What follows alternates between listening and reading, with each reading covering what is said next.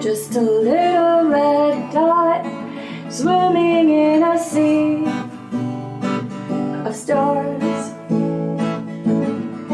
Got the whole damn verse spinning around you with open arms.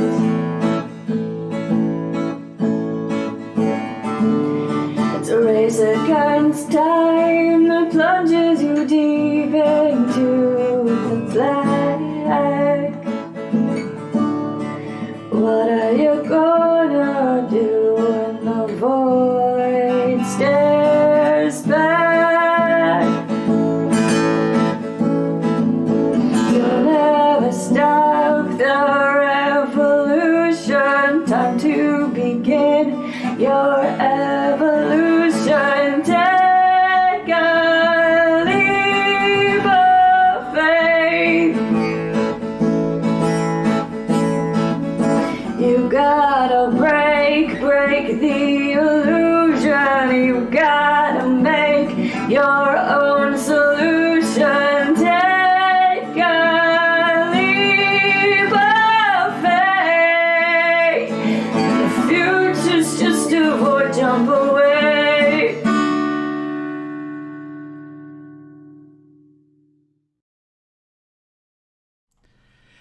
Greetings one and all, and welcome once more to Channel Other Doc. I am Jim, I use he, him pronouns, and this is our Dark Matter campaign, Ghosts of Saltmaw.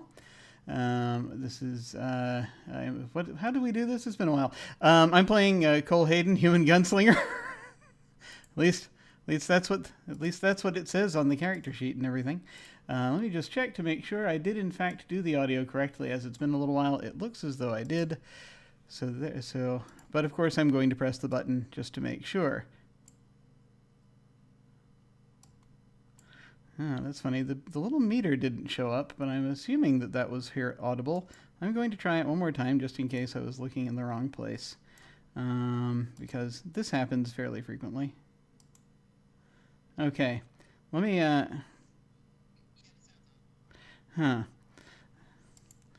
Interesting. Okay, so I'm not getting any lines. That's the interesting part. So what we're going to go ahead and do is we're going to go ahead, and it's saying headphones on the device. So we'll see how this goes. Let's go ahead and go around and say hi to everybody and see how everyone is doing. Let us start with Anino. Hello.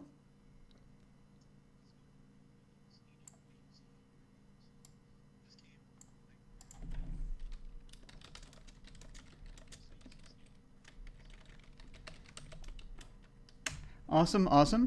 And let us go ahead and go over to Cazimi. Hello.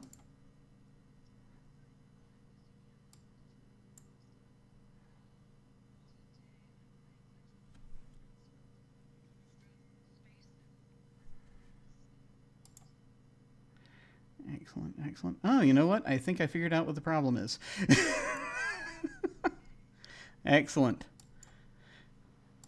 So it's a funny thing. I have two settings that are in there. It's headphones and headset.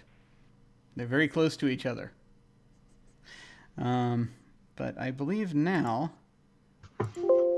There we go. Okay, my apologies. While I was trying to figure, it's like I could do it was set to one thing and I was seeing the other. I do apologize. But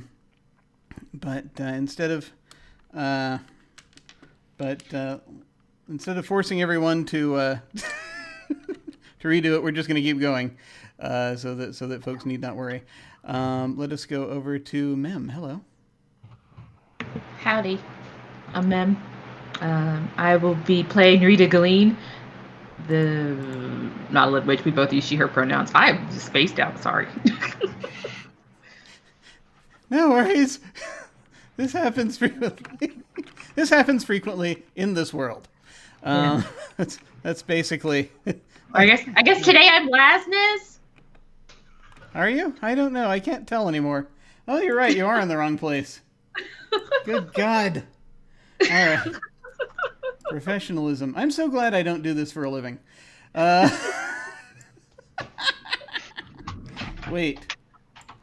There we go. Okay. Now you are back to where you are supposed to be. Which is good. That is excellent. Okay. So in that case, May, hi. How are you doing? Hi, everybody. My name is May. I play Lasness Chain Tower, who took a brief moment feeling what it would be like to walk in. Wow, I can't talk today. I don't know what's going on at all. We're all just kind of What it was like to spaced walk out. in Rita's shoes, and she found that it's really awesome because it's really tall. This is gonna be a great game. I know, right? It'd be amazing. Chaos. Chaos is our friend, and it apparently is with us today. So let us know then. See if we can. See if we can. Now, thankfully, I'm going to hand things over to someone so that I, because apparently I need an adult. Let us hand things. Let us hand things over to our station master, Alyssa. Hello. Please, dear God, save us. My name is Alyssa, also known as Origami Shuriken, and I play everyone else. So with most games on this channel, we'll be using safety tools such as the X card, the N card, and the O card. So if at any point we cross into territory that is not cool for anyone, you can type an X in our Zoom chat. We will stop, rewind, add a dash for retcon, and it never happened. If we're kind of towing the line and it's okay to have that topic in the game, but we don't want a graphic description, that's where the N comes into play.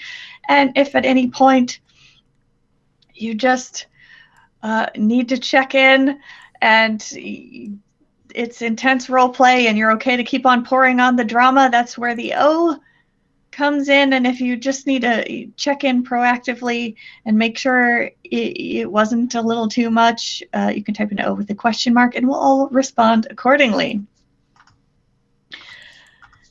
And now that we got that out of our systems, previously on Ghosts of Saltmaw, as the party emerged from the wormhole at the menagerie and disengaged their jump shields, they noticed an ethereal creature appear beside their vessel. Glowing with celestial radiance as she floated through the void of space, the diaphanous finned beauty traveled beside them for a moment before she turned tail and vanished through the maw whence she had come, leaving the party to wonder what it meant that they had now encountered multiple creatures of legend in a very short amount of time. However, they had little time to speculate as Rekmara was eager to make his way to the Druid Grove to confront his mentor about the obelisk shard which he believed had fallen into the hands of the Avia Ra. And the rest of the party were quick to follow in his footsteps except for Fritz, who stayed with Unum. While they were meeting with the Archdruid, a void beacon was picked up from deep space and began broadcasting on all comm channels. The super compressed file contained 16 characters, which spelled out a rather specific SOS. Help me, Rekmara. However, once Fritz was able to decrypt the message, they found a file that contained a holovid of a bedraggled Avira priestess, an apparent former acquaintance of Rekmara, with a warning that undead pirates were planning to assault the Solar Citadel in order to shut down the Maw networks and release whatever great and ancient thing might be contained within the Sepulchre Star itself.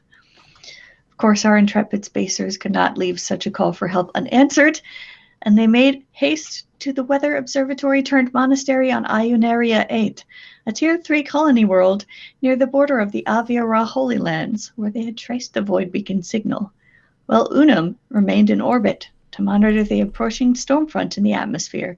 Lasness dropped coal.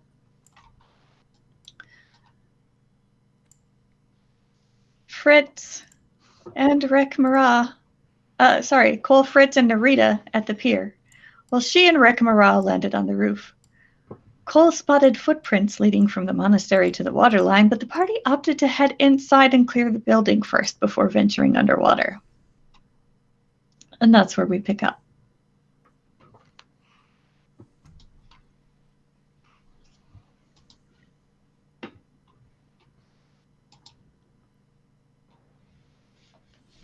So,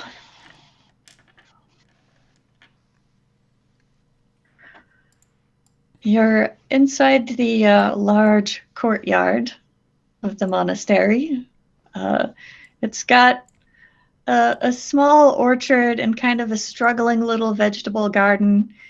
The comm tower is overgrown with vines, which are trailing onto the greenhouse, which is attached to the main building as well. So the side door is kind of overgrown, but the main entrance is before you, those of you who are down at ground level. And those of you who are on the shuttle pad, there is a door, a roof access door leading down into the building.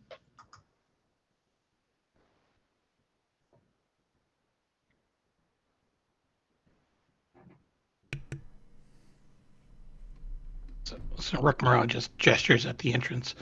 So are you going to knock? Lasness hoists her rocket hammer and gives him a little salute. You betcha! And she engages the rocket thrusters. All right. Let me tab over to the shuttle pad here.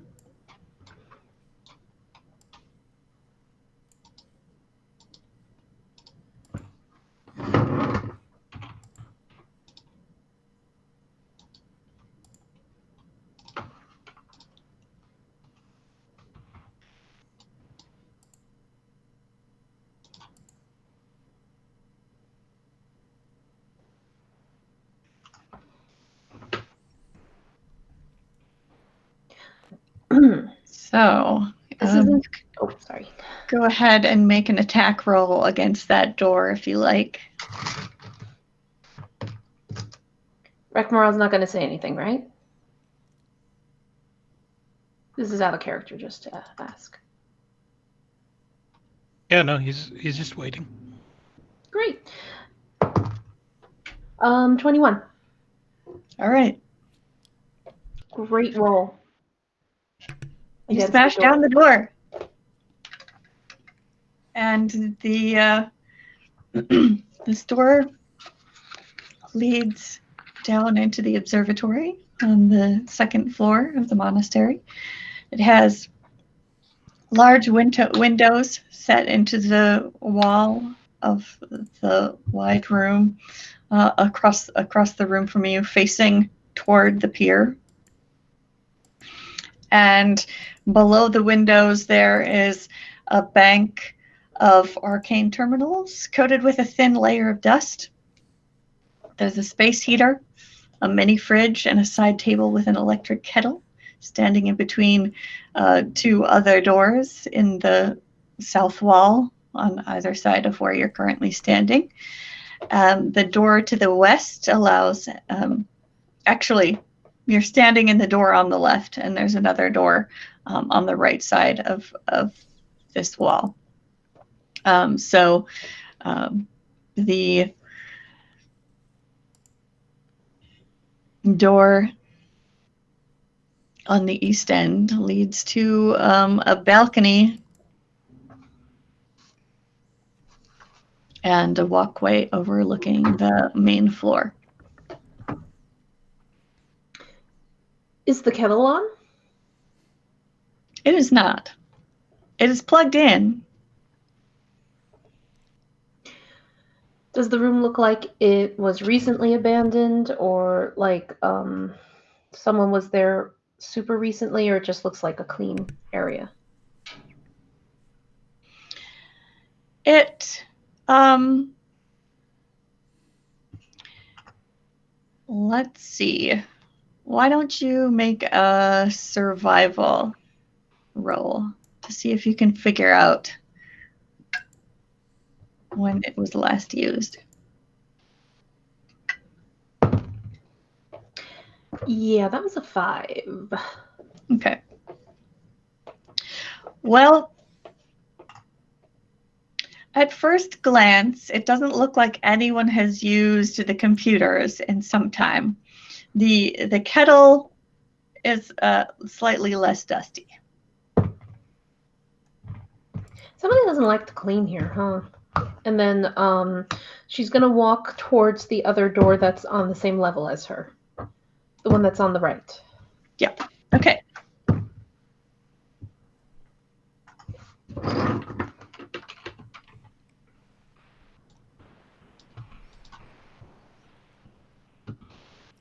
Can I ask about one tiny thing that I wanted to have looked at real quick? Sure. It's not a big deal. It's just a very tiny thing. You said there's a vegetable garden? Yes. What does it look like in terms of how long it's been since someone has done anything to it?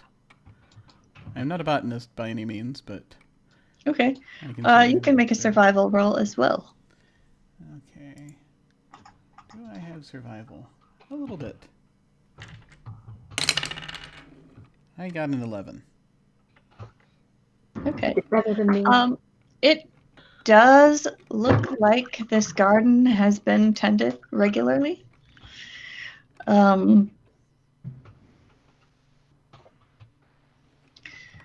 Probably someone has been out working in the garden within the last couple of days. Okay. All right. Cool. I was just looking for sort of a time frame. That's all. We're good. Yeah.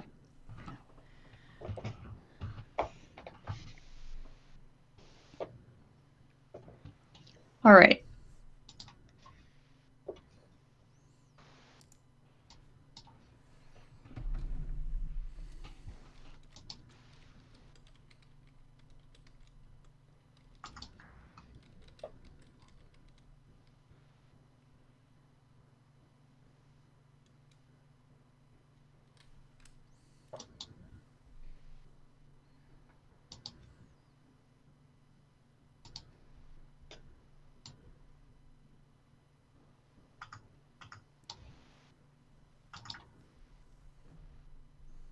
So, Lasness, you head out the door on the east end of this room, and there is like a balcony that kind of goes around two sides, and then a stairs and a lift that head down to the common area on the main floor.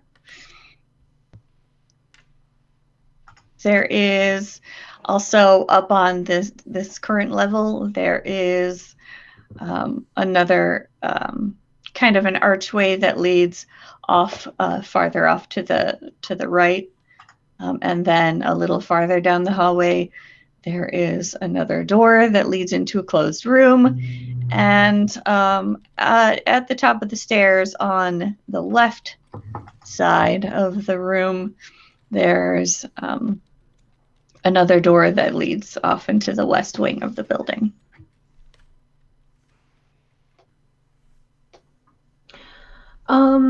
Like an easily distracted toddler, she's just gonna go to the right and down the hallway, I think. Okay. I don't know if Rekmaraz's even following her. If you He will is. use his meat shield. But he's been careful not to touch anything. He's using his splinter of the obelisk to try to locate the other fragment. All right.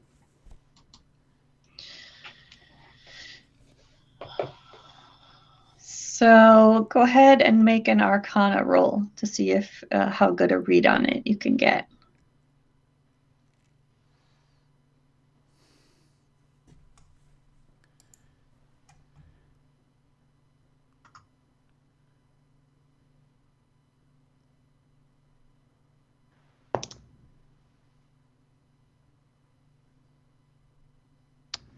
Why do they have to use a stupid font on this?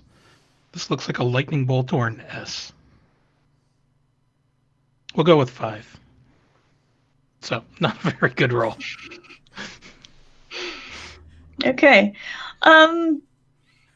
It's somewhere on this island, possibly in this building, but you're not sure. There's a lot of thick stone between you and it, wherever it is. That's so vague. It's here somewhere. How we doing, Rekmara? She says as she's tromping forward. Well, nothing's attacked us yet, so I assume we're doing fine. All right. Lasness, you go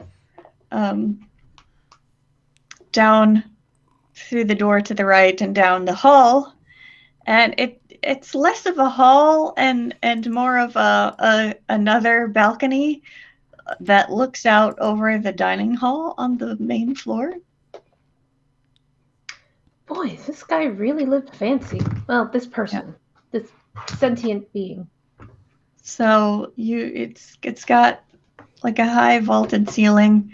It's about 30 feet high at its center.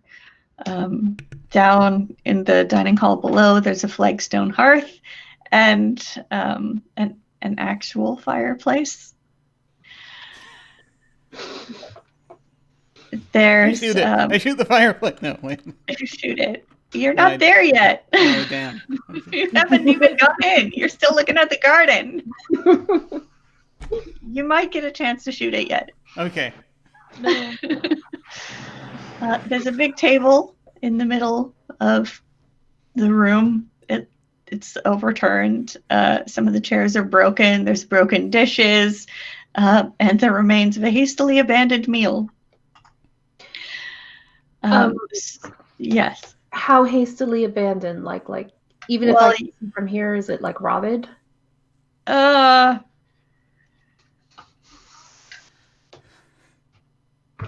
just say it's gone past the 5-second rule, right? Yeah, it's well past the 5-second rule. Gotcha. I'm just trying to gauge like if they recently ran off, like if the steam is still rolling off it, or if it smells like rot. Yeah, there is. You can get down into the dining hall from here, but also at the top of that ramp that swings down into the dining hall, there's a door that leads into another tower. It's not as big as the comms tower on the opposite side of the building, but there's another door. But we're gonna leave you and Rekmara here for a minute and catch up with the rest of the party. So, folks in the garden.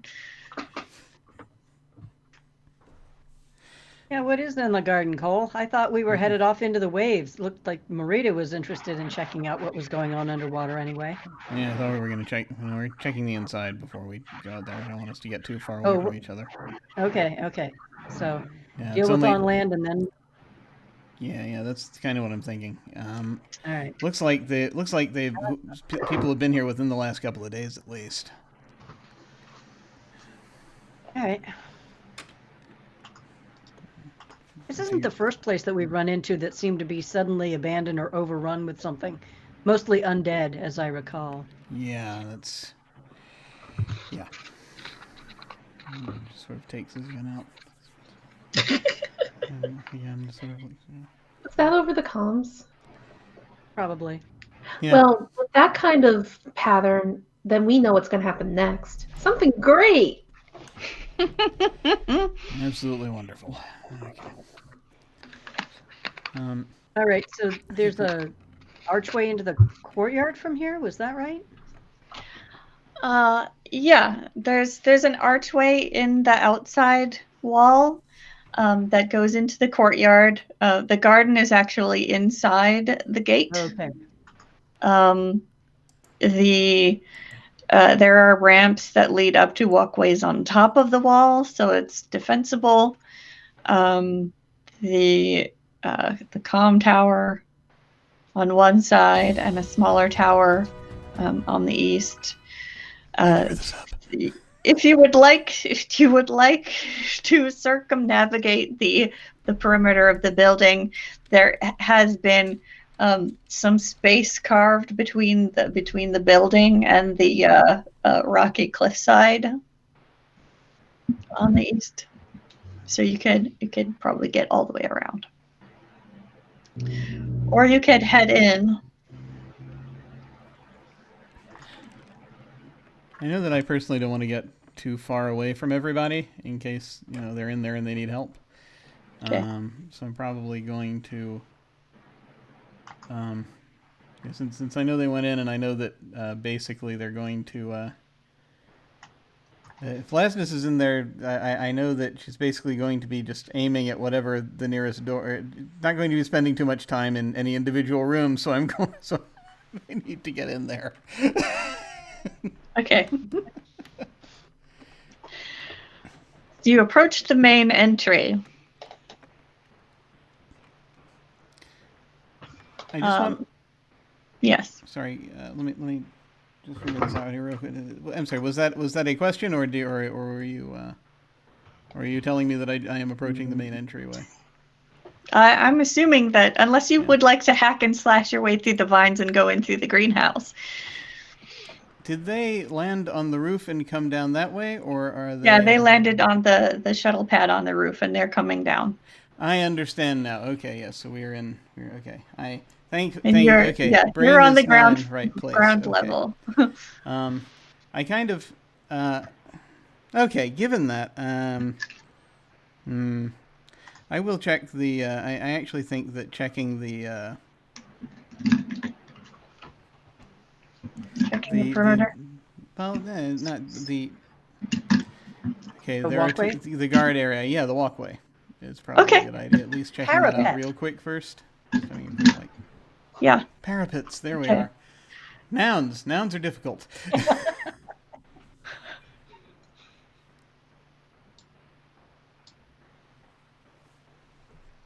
Okay.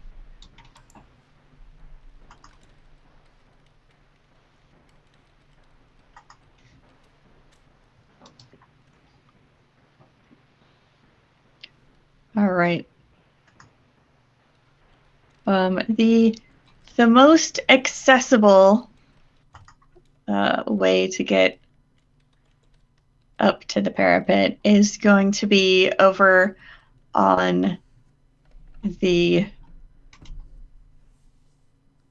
east side of the courtyard. You can get to the ramp that goes up on the west side near the comm tower, but that's a little bit overgrown.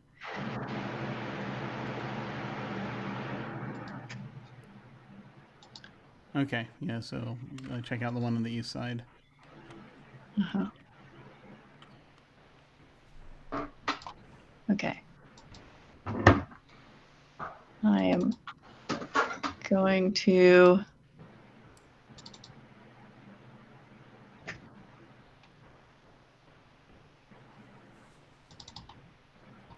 drop a map into the Discord so you can see what you're looking at.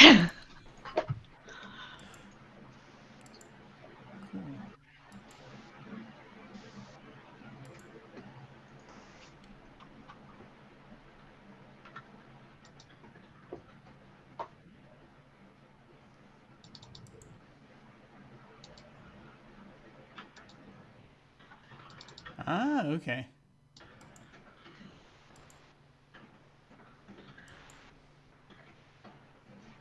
I understand.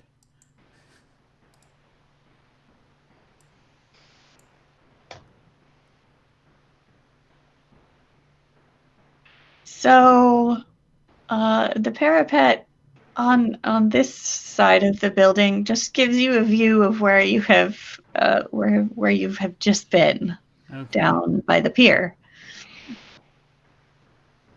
All right, so yeah, there's not actually much that one would be able to see from there.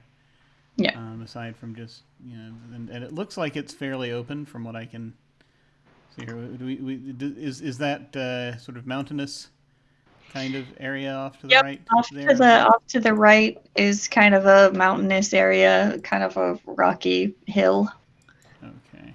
side, and then it's the beach and pier to the north, and some more rocky hill cliffside to the southwest, and more beach to the southeast. Although you Okay. can't necessarily see that from here. But you would have seen it when you were coming down in the shuttle. Right.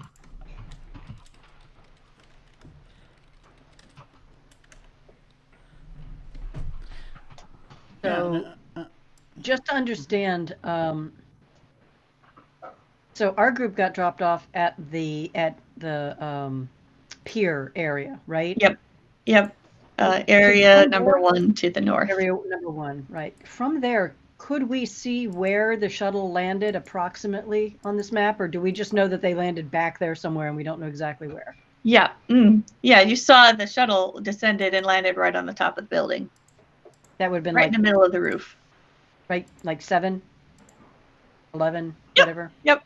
Okay. Pretty much above. That direction. 7. Yeah. Okay. Yeah, I'm going to try to get a reference up for folks in just a moment if I can. So they'll know what the heck we're talking about.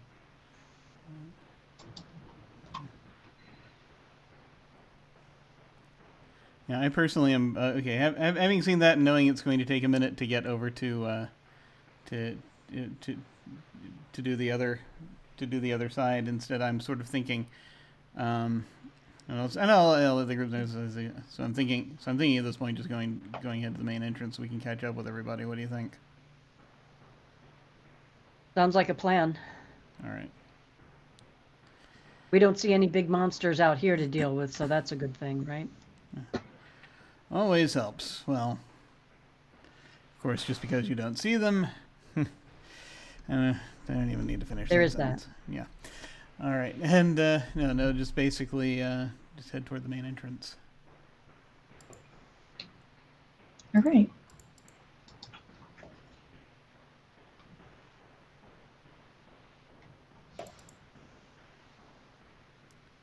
So you approach the main entrance,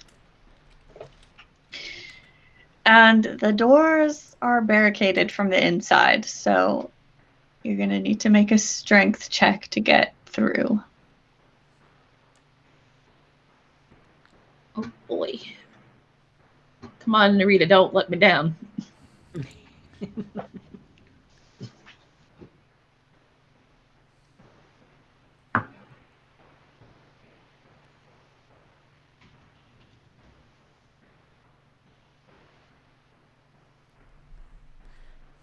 Yeah, does Narita want to have a go at it? 17. Okay. 17 is a success. You shove your way through that door and push aside pieces of broken furniture and debris. Yeah. And you notice the inside walls are streaked with scorch marks akin to blaster fire. There's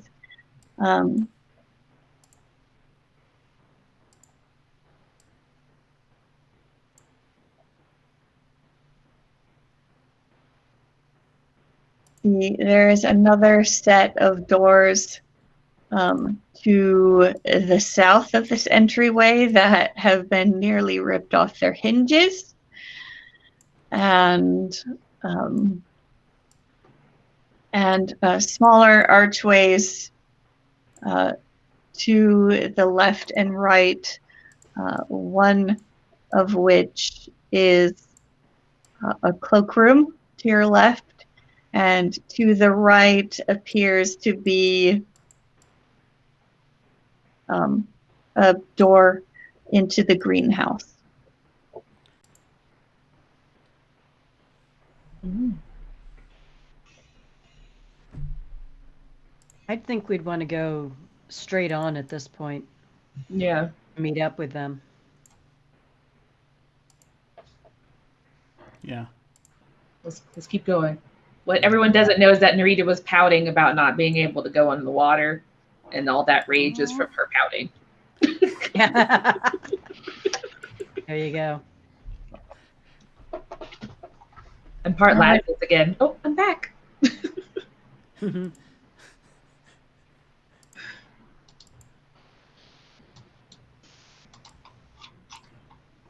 So yeah.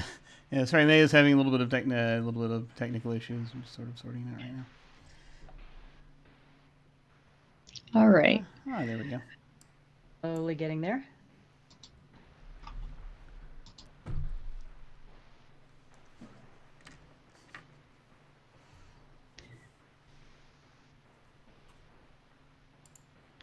All right. So now that we're all back, party on the ground floor, you head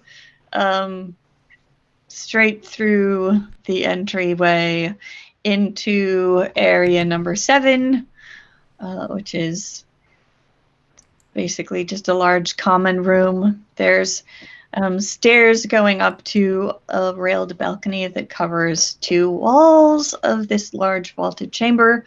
The balcony is 10 feet above the floor with heavy crossbeams reinforcing the 20-foot high slate-tiled ceiling.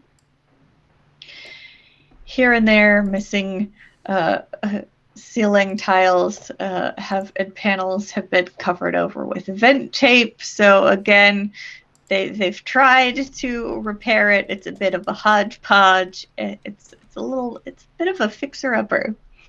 There is a lift to the left of the staircase, but its control panel is sparking with electricity, and the nearby walls are again scored with blaster fire. Yeah, Fritz has to check out the fritzing panel. And Fritz has to try to fix it. Okay. That'll be a tech roll, although I have a feeling it's going to be a high number. Oh, natural 20 plus my 7. Okay. Fritz, you figure out how to shut off the power to that sparking panel, pull it out, pop in a new piece, and you get the lift working again, and the doors slide open. I check for random beings that might be hiding in the elevators this time. Make a wisdom saving throw. Oh. Should have left it broken. Ooh. Ooh, a 3 plus 2 is a 5. Nope. You see nothing. I see nothing. Yeah. Okay.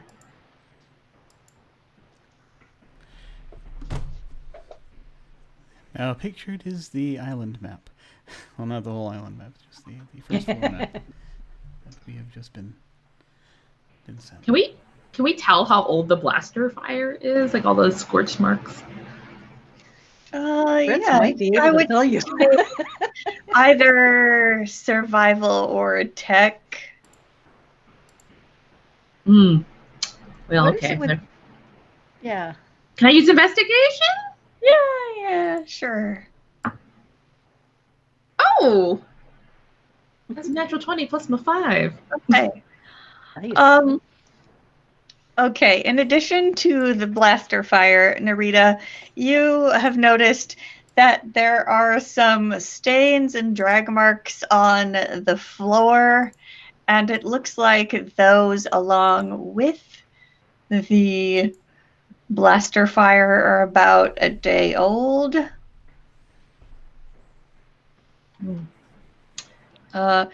So there are some tracks that suggest there was at least one person who survived whatever happened here.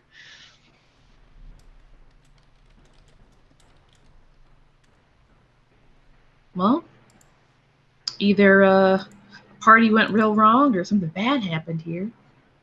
But somebody made it out. Wonder if they're the ones who caused it. They don't happen to be similar to the footprints that we saw down on the shore, are they, Narita? Are they? No, these footprints look a little bit smaller and a little bit more light-footed. No, these are different.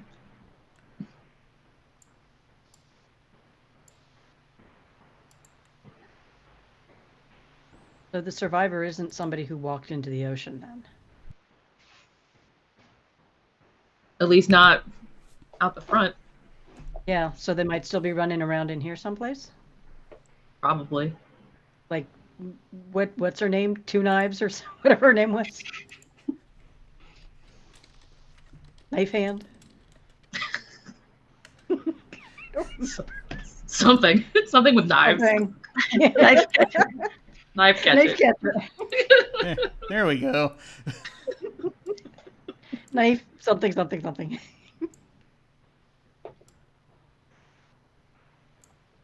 I'm sure we'll catch up with them. We have a great track record of that. Oh, track record. That's a really cute joke. You mean you're gonna track them? Yeah, sure.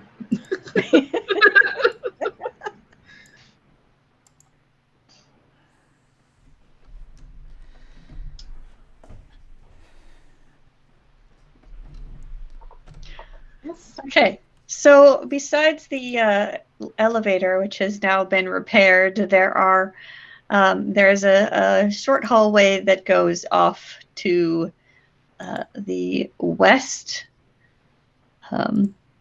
with a door that opens up into the comm tower, and there is a door near the bottom of the stairs that goes into a closed room, and there's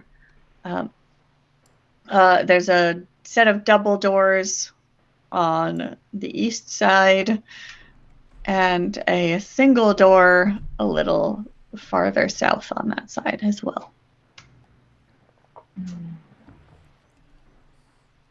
Lasness and Rekmara, if you're still Rekmara probably, because Lasness has gone ahead and is looking over the dining hall, but Rekmara, you probably have seen your party come in on the main floor. Or at least heard them, because your passive perception is through the roof. Okay. Whether or not they have noticed you up on the balcony, I don't know. Probably not. They're all looking at the floor and the walls. Yeah, Fritz was a little busy with the electronics there. Sorry, which room am I in? Am I on 21? Is that it? You are I don't think you've gone into 20, but Lasness is standing kind of on the balcony outside of 21. So you're probably close to there as well. Above 8. Okay. And that entire floor is missing. Yeah. It's missing on this map. I have reflavored it, so it's purposely missing. This is a balcony, and you're just looking at the dining hall. Okay. Rakmaran's going to swing around and check out the room closest to him. Okay. 21 or 20? I thought 21 was the balcony. 21 goes into the tower. The balcony is the little strip of floor that still Little exists strip in the- outside of 21 where the floor just like ends. That's the balcony. And that connects to the balcony in 7, right? Yes. Imagine it all has railings like it's Yeah. on purpose. It's a mezzanine type deal. Yes. Oh, okay. That's the word. I knew it would pop in there sooner or later. Only took me We're 10 just full of minutes. words today. Mezzanine and parapet and all sorts of things. Yeah, so we'll look. He's going to peer into room 20. Okay.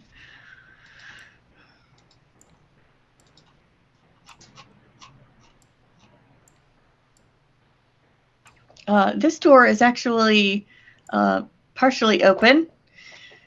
It appears to be propped partway open.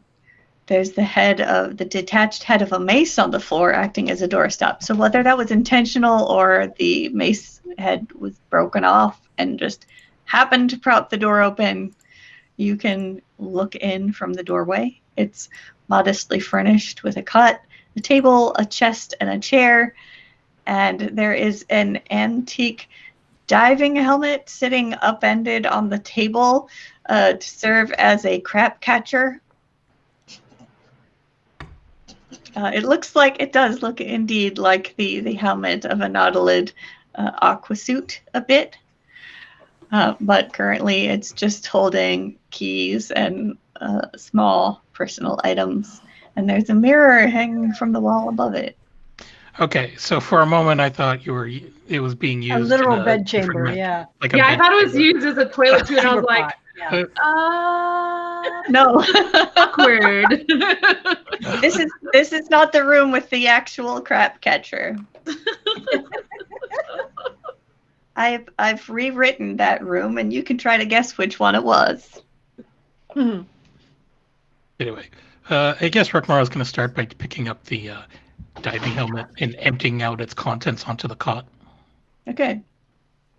So there is a religious icon set with small diamond chips. There is a feather, a ring, and a set of keys, and the helmet itself, which, as you were holding it and emptying its contents, you realize that the helmet, the ring, and the feather are all enchanted items.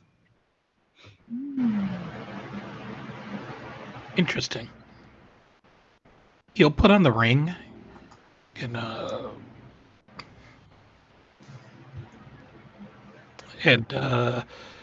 he'll put on the helmet too, because why not? Okay. If it fits. Yeah. Mm-hmm. You do. You put the helmet on, and it adjusts to fit itself to your life suit perfectly. And the ring fits you perfectly, because that's how magic items do, or nanotech do. All right. He'll pick up the feather too, and he's not really sure what to do with that. But maybe he'll just attach it to his the obelisk. Okay. The feather feels surprisingly heavy for being a feather.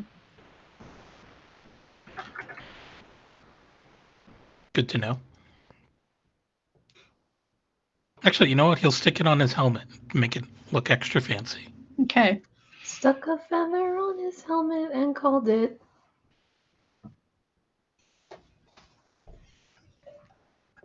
A feathered helmet.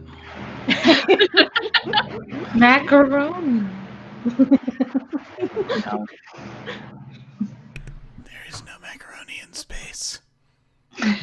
Space-aroni. End call.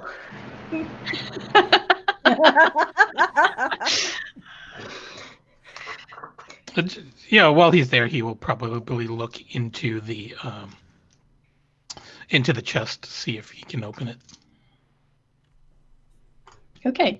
You can open the chest. It appears to have clothing in it. What kind of clothing? Don't shake them out. It I learned it that. it looks like it may have belonged to a chaplain of some sort. Oh. He'll empty that out just to make sure that there's nothing of value inside. No. You got all the good stuff already. All right. Well, then he'll just walk out of that room, satisfied with his haul. Okay. So you now have a ring of spacewalking and a helm of underwater action. And I'm a ready for every feather environment. token, which, if you attach it to something, will act as an anchor. Good to know. So if that's a helm of underwater action, does that act as like an aquatic wingman for you or something?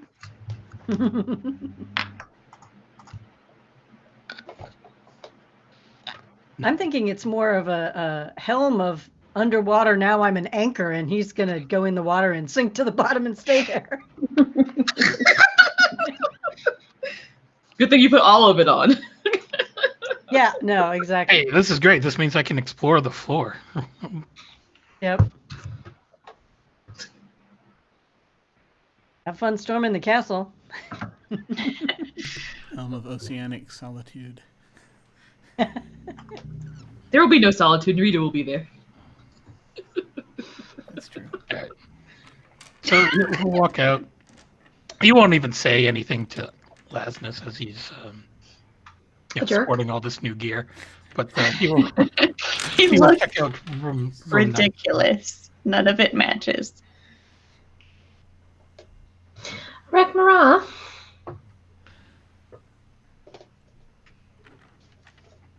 Rekmara. He's pretending the helmet blocks out anything that actually. Lapis trots over to him and tugs on his wrist. Oh no. Last person who touched him got shoved. It's pretty What? rude for a tall person to ignore a short person, but be that as it may, don't you have FFM?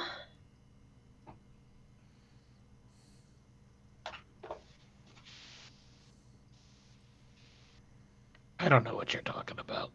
Friends, family, or a mirror? You must have one of those things. I believe in the practicality of these items. I now feel fully equipped to explore this place to its fullest. Darling, you are not fully equipped unless you're matching. I will not be seen with someone so sartorially disastrous. At the very least, if you're going to wear this stuff, maybe try to, coordinate a little bit. It's important to look nice. Fleek.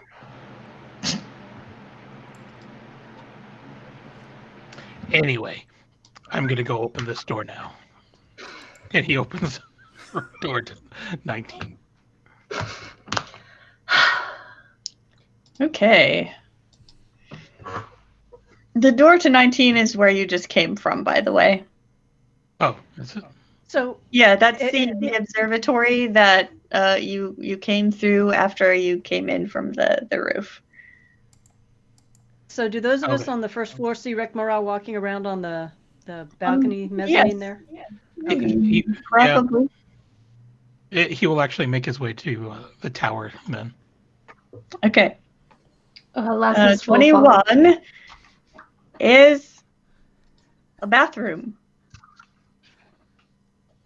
She stops and says, "Oh, sorry. I guess you're gonna go use that mirror. Okay, thanks." Is there somebody walking around up there wearing a helmet? Yes. Well, wearing is a very strong word. Being dogged by Lasness. Okay, but it's one of you two. Yes, it is. Yeah. Okay, that's good. That's good. All right. So 21 doesn't seem to be very important. He will just turn around and then head to the stairs in 7, but then go through the 2 doors to see if he can check out 18. Okay.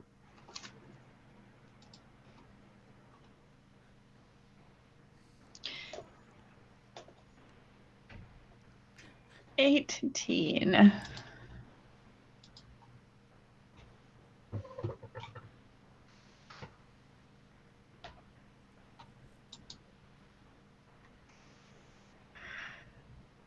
As you enter this chamber with a partial wall that divides the room in 2 sections, your swirl starts tapping on your helmet and squeaking at you rather worriedly. There are 2 windows set into the wall. One of them is broken with shards of glass scattered inward and a small fireplace to the north. Several tables crowd the room. They're all covered with sheaves of paper, quills, ink pots, lamps, and a few books. A computer terminal sits on one side, which is currently powered down. One of the ink pots has been overturned on the table, resulting in a large black stain. And there is a beautifully illuminated print hanging on the wall beside the door that bears the words, "A blaster bolt may have your name on it, but plasma fire is addressed to whom it may concern." And there are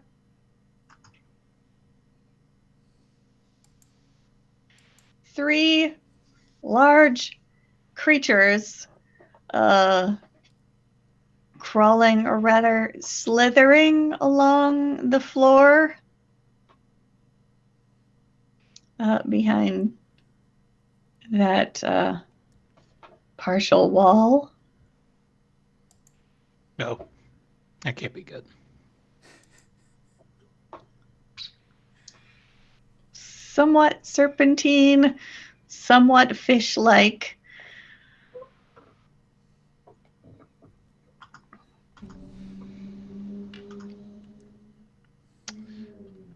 Rekmar is going to cast Speaks with Animals. Okay.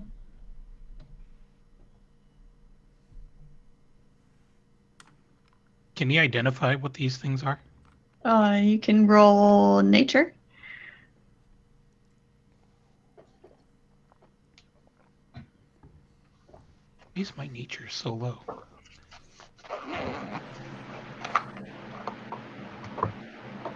15. Okay. These are called Eli's. And they're the natural enemy of the Thwirl. Oh. And you can hear them kind of hissing to each other about how they have just smelled one. And it smells very tasty. Mm. And Zed is cussing them out. You know, you really shouldn't call attention to yourself.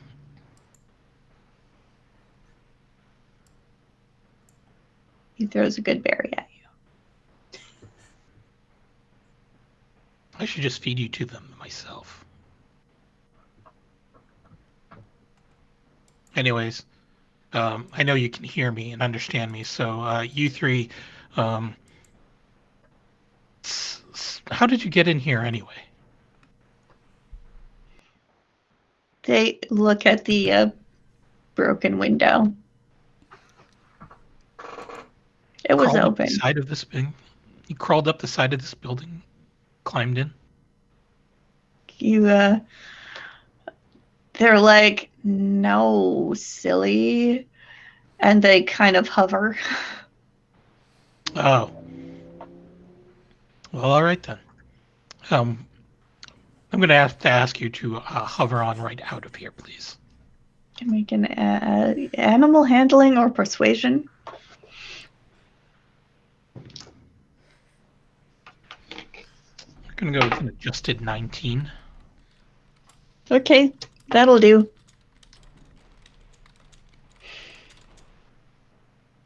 Maybe it's something about your shrewd bird-like appearance, or the sun staff in your hand, but they are persuaded to leave. It's really Alright. because its outfit doesn't match. Maybe. Yeah. Anyways, he's going to start sorting through the papers, see if there's anything of interest note-wise. Okay.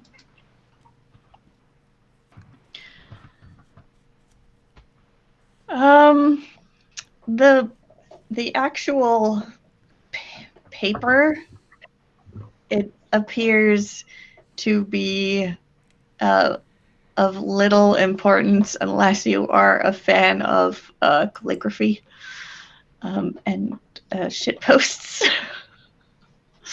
But you could also check the computer if you want.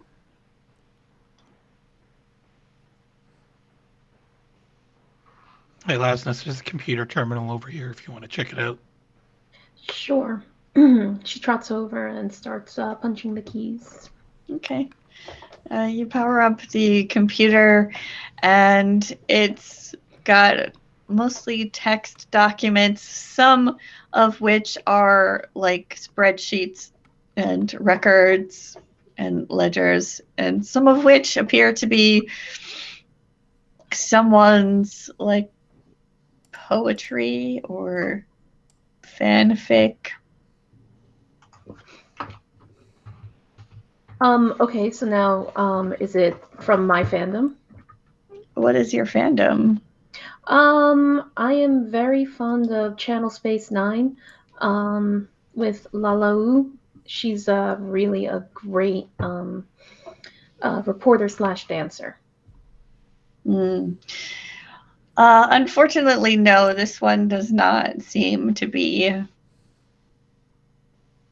This has more to do with like nautical themes. Oh, I'm never that fond of who that thing that lives in the pineapple under the sea. It's the space pineapple under the space sea. Yeah. All right. Well, I'm not one to, fandom shame, so I'm just gonna let it rock. Not gonna delete it. Not gonna edit. I'm gonna read it. Move on. Anything of importance at all beyond the spreadsheets? No, not really. I'm gonna copy them anyway to my personal com, just in case. I think this princess is in another building. Yeah, Can't this find was it. a very unexciting place so far.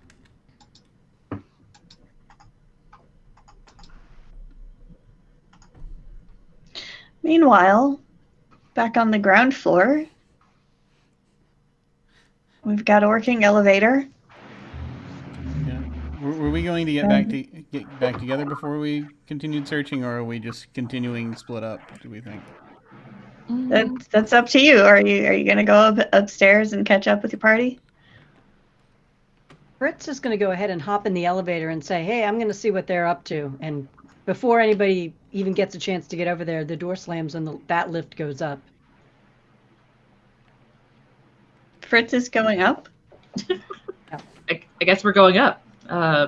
Yes, that pretty much sounds like it. Yeah. Yeah. Oh, look, stairs. Yeah, I don't trust the elevator. I'm just going to go upstairs with you. All right. The stairs. So you reach the upper floor maybe a couple of seconds after Fritz does.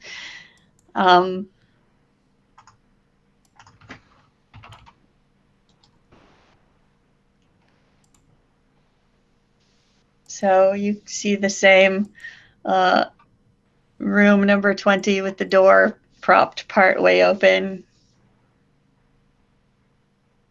And now a chest of clothing has been emptied.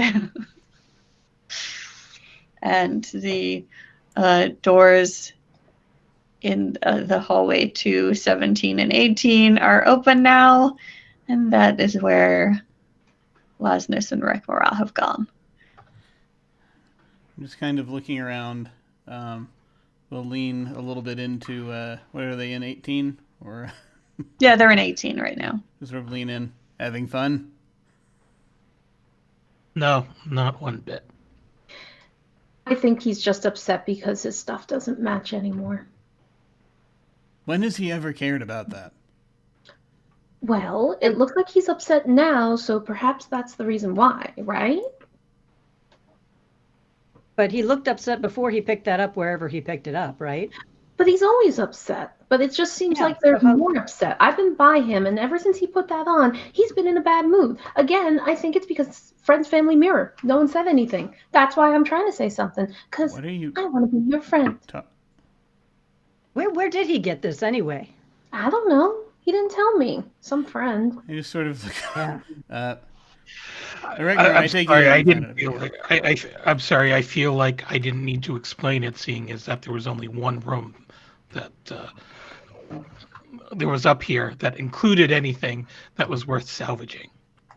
I'm sorry, I will not make the assumption that you could put two and two together. Even your apologies are insults. Oh no, his insults are all insults. Fritz kind of turns heel and walks back out of the room to backtrack and figure out where Rekmara came from, since Fritz wasn't up here.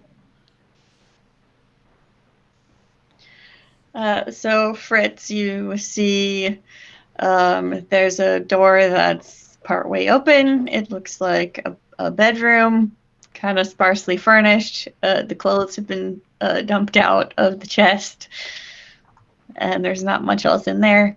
There is a hallway / mezzanine that leads to a bathroom in a tower. And then there is, to the north, a door that leads into the observatory with a bank of arcane terminals and a little T-bar. All right. One more perception roll on the room that had stuff in it, just in case there was anything that was missed. Okay. Nope. Natural 1. I wouldn't have seen it even if it had been there.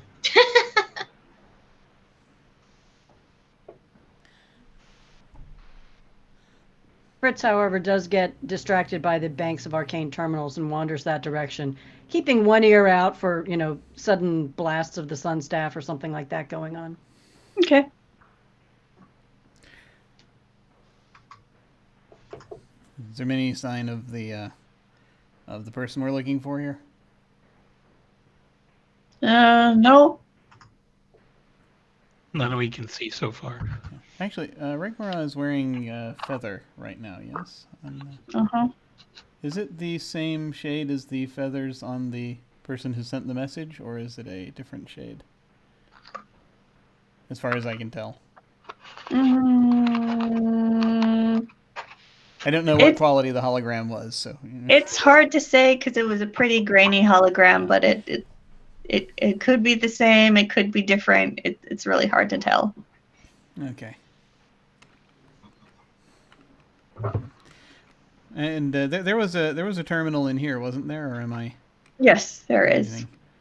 And just sort of I sort of see Lasness over there. Did you find their journal or anything like that?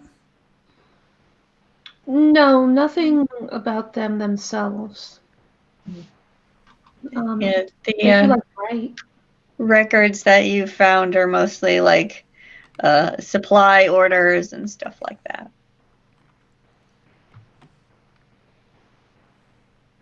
I don't think this is the right terminal if there is one.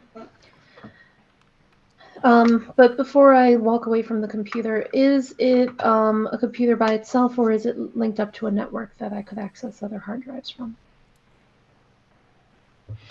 It seems to be. I mean, like, you can get onto the internet, space internet, probably. But it's kind of spotty Wi-Fi. You know, they really need to upgrade to the 1313 S network.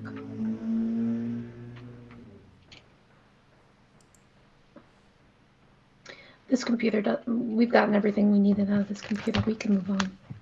Okay.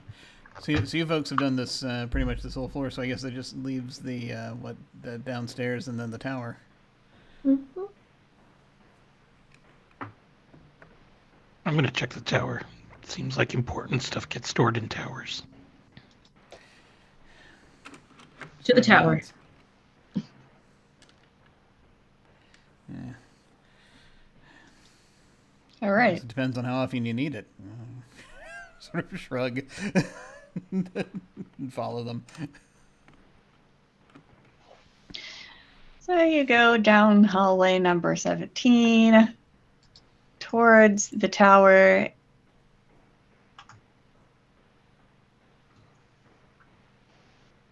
It's kind of like it's almost like a covered porch almost, except, a little sturdier than that. So it's like a glassed in, like, observation deck almost that wraps around the side of the building that goes into the tower.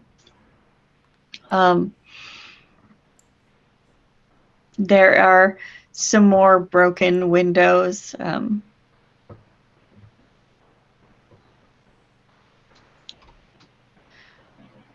Which is how the Eli's floated in. And then you go through the door into 16 in the tower. There's a lot of junk in this section of the tower. Like bundles of equipment, barrels and boxes piled on the floor against the walls. There is a narrow path leading through the clutter to the staircase that goes up, and another stair that goes down. No, I think it just goes up. Yep, it just goes up.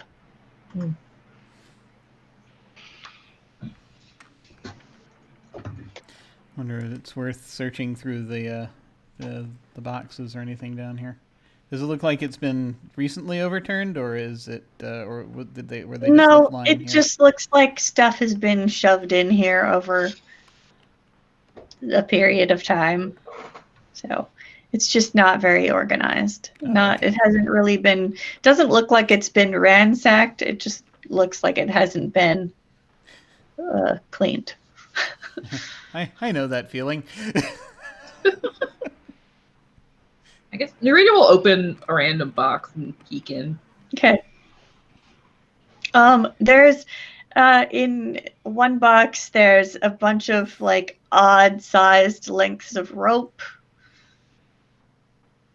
anywhere from like a foot to 10 feet. There's a boot that is missing its mate. There's some buckets and like a nail gun, a crowbar. There's planters, some old tools, and there's a blaster.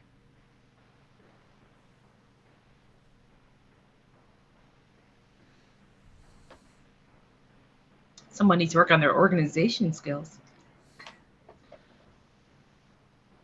Anyone need a blaster? Huh. Can I take a look? Yeah. I'm just going to examine the blaster. Just see what kind it is. That sort of deal. It's a very a fancy, if antique, blaster. And as soon as you pick it up, you get the sense that it has some magic to it. Oh, hey. Sort of turn it around. Is it? Does it look like? Because there are a number of different weapons that kind of you could classify as a blaster. Is it like a repeater? Is it like the smaller one that I use, or is it bigger than that? Or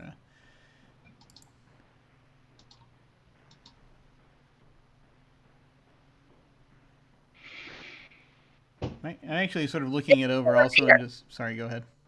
Is a repeater. Okay. It is a magical repeater. Yes. You sort of weigh it experimentally for a second, and Why don't you try shooting it out the window?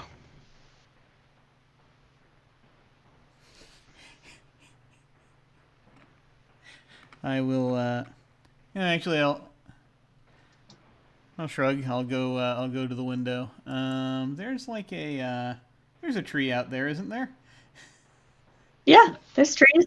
Yeah. I'm gonna look for. I'm going to look for a tree that it doesn't look like that is fairly isolated and does not look like it is holding up whatever ecosystem remains in this area,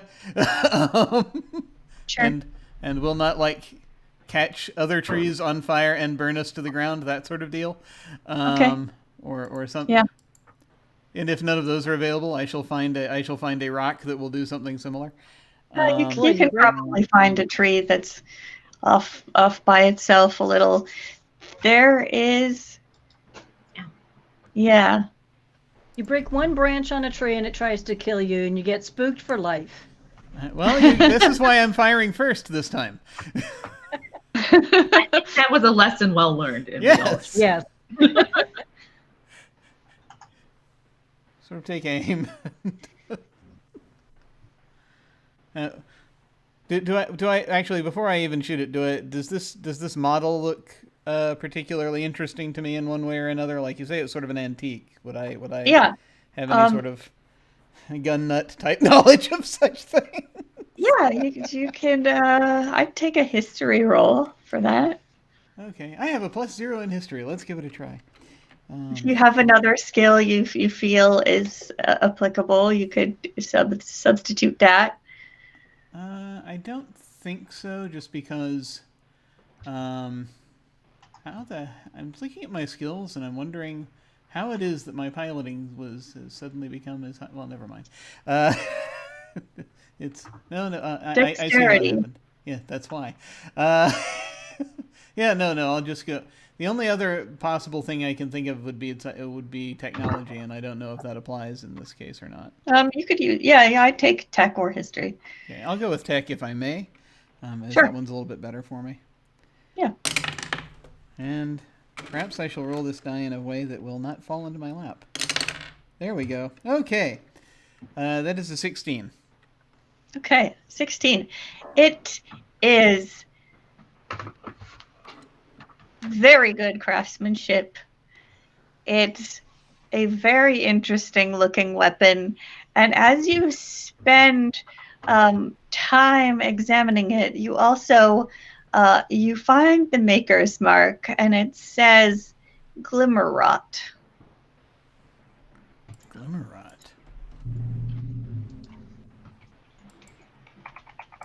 Does that sound at all familiar, or is that...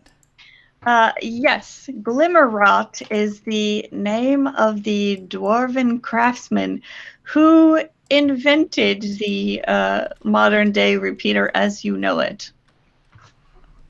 Good Lord.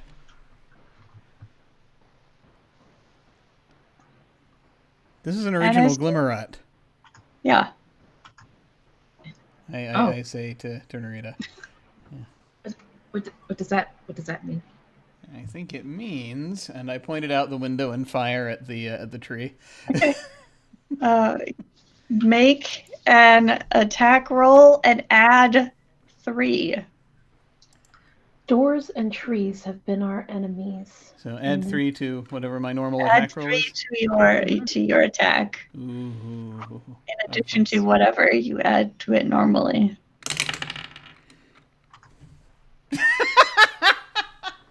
And he still misses. I rolled a 1. Gosh. I rolled a natural 1. Which would make it an 11, but it depends on how Yes. ones work. You go to line up your shot, like still marveling over the idea that you have just found an original Glimmerwrought blaster, and you hear a voice inside your head.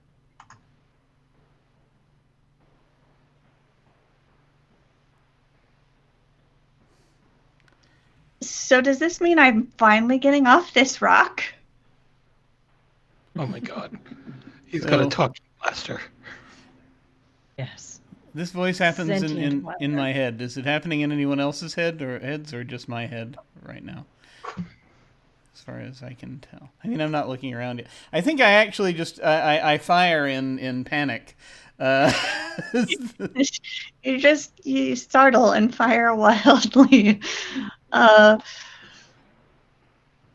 I just sort of stop. I stare at the blaster thing. I haven't answered yet. It says, "Yep, it means it's cursed." I just sort of look at the blaster and I'm like, "Who is this?" I'm Vantha. Vantha? Vantha Glimmerwrought.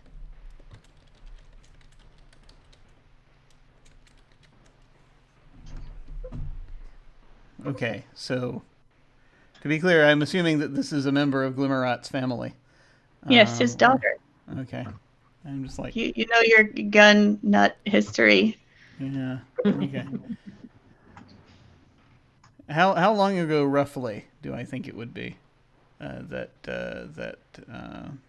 Glimmerwrought came out with this line of... Oh, long time. I'm just sort of looking at the gun for a second. Does anybody hear something? This whole time, Narita's just kind of been watching you from your wild missed shot and kind of talking to yourself. And she's like, uh-oh. Did anybody hear somebody? It communicates telepathically, so no one else has heard the gun speak. All right. Just looking at Cole like, you good? You haven't, have you? Okay, great. No. Hang on. Cole, what is the gun telling you to do? Did it tell you to shoot and miss? Because you did that pretty good. Yeah, I know. It's great, isn't it? No, this is... I think this is Vantha Glimmerwrought.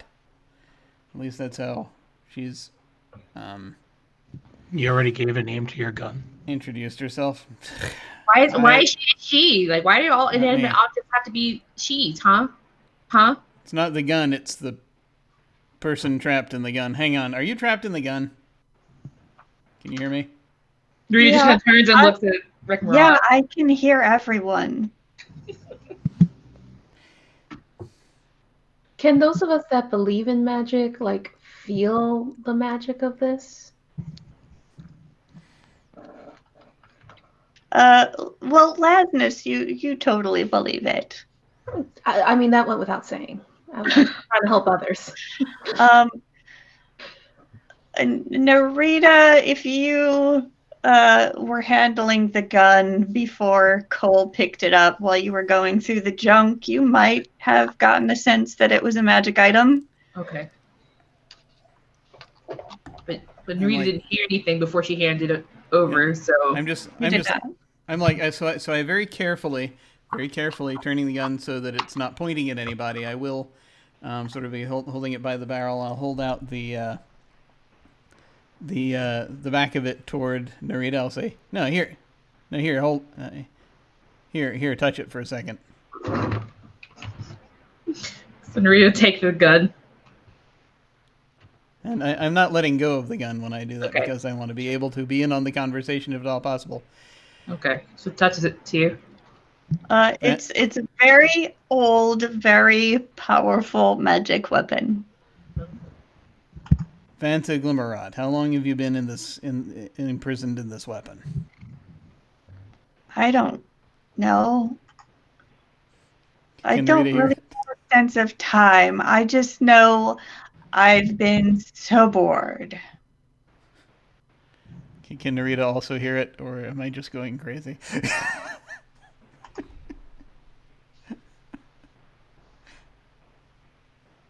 You are the chosen. Since you are both holding the weapon, I will say yes, Narita can hear. It sounds like a bored young woman, kind of almost like angsty teenager, almost. Oh. Rita turns around. The gun actually is talking, everyone. Cole's okay. In as much as he's usually okay. Well, he is one of the better dressed here. Cole looks down at his cast off ex Space Marshal's coat, and he just shrugs, and he looks at the looks basically back at the gun. How did you get in there? What happened? I got sick, and the doctors couldn't do anything for me. So my father decided to take matters in his own hands.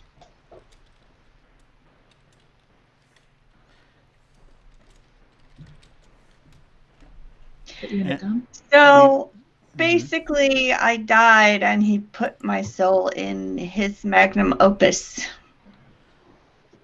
Wow.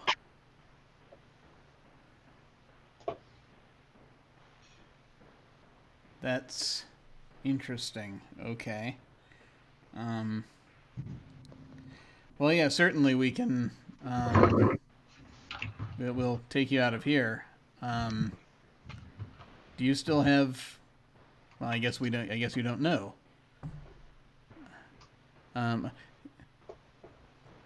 We'll see if we can find out if you still have any family out and about.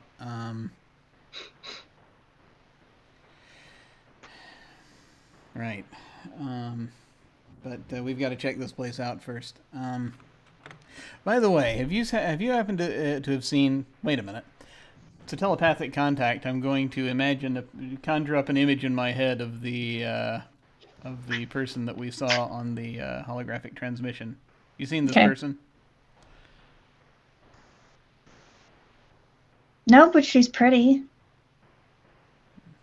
Anybody else been in here the last few days? I haven't seen anyone in as long as I can remember. It's just been the lid of that crate.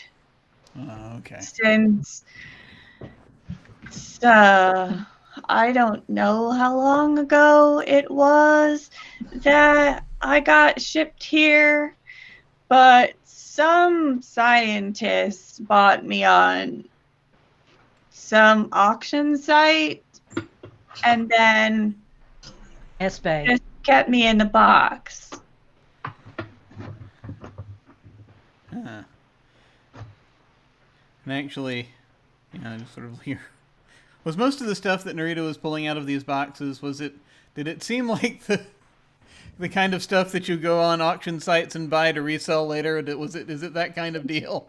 No. Do we find like a bunch of little It seemed like old tools and junk and odds and ends that you shove in a closet because you don't know where else to put it. Okay.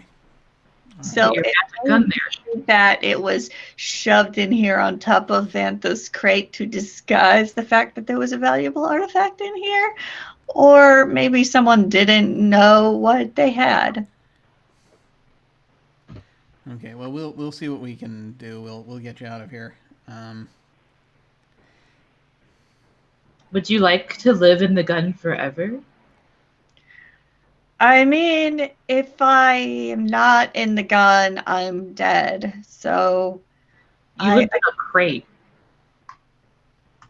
Is that better? No. Okay. I don't like being in the crate. I like to travel. I want to see the galaxy, but there's going to be some ground rules. First of all, I hate Take your hand off the gun. I just sort of give Narita sort of a look. Shrug. We've already had enough of this gun. We're good. No, I'm still listening to the ground rules. Vanta says, I won't shoot innocent people. Okay, well that's good because I don't intend to either. Are you okay with? Well, I was going to ask in the first place. Do you want to be shot at people? You don't have to be shot at people. I've got a blaster. I don't have to. I don't know how I feel about using a sentient being that way. You know. If you're just gonna keep me in a holster, you might as well put me back in the crate. I see. Okay. All right. Well, I mean, if you go ahead. I have mixed feelings about being used on humanoids. I guess I'm okay with hunting animals because I know people gotta eat.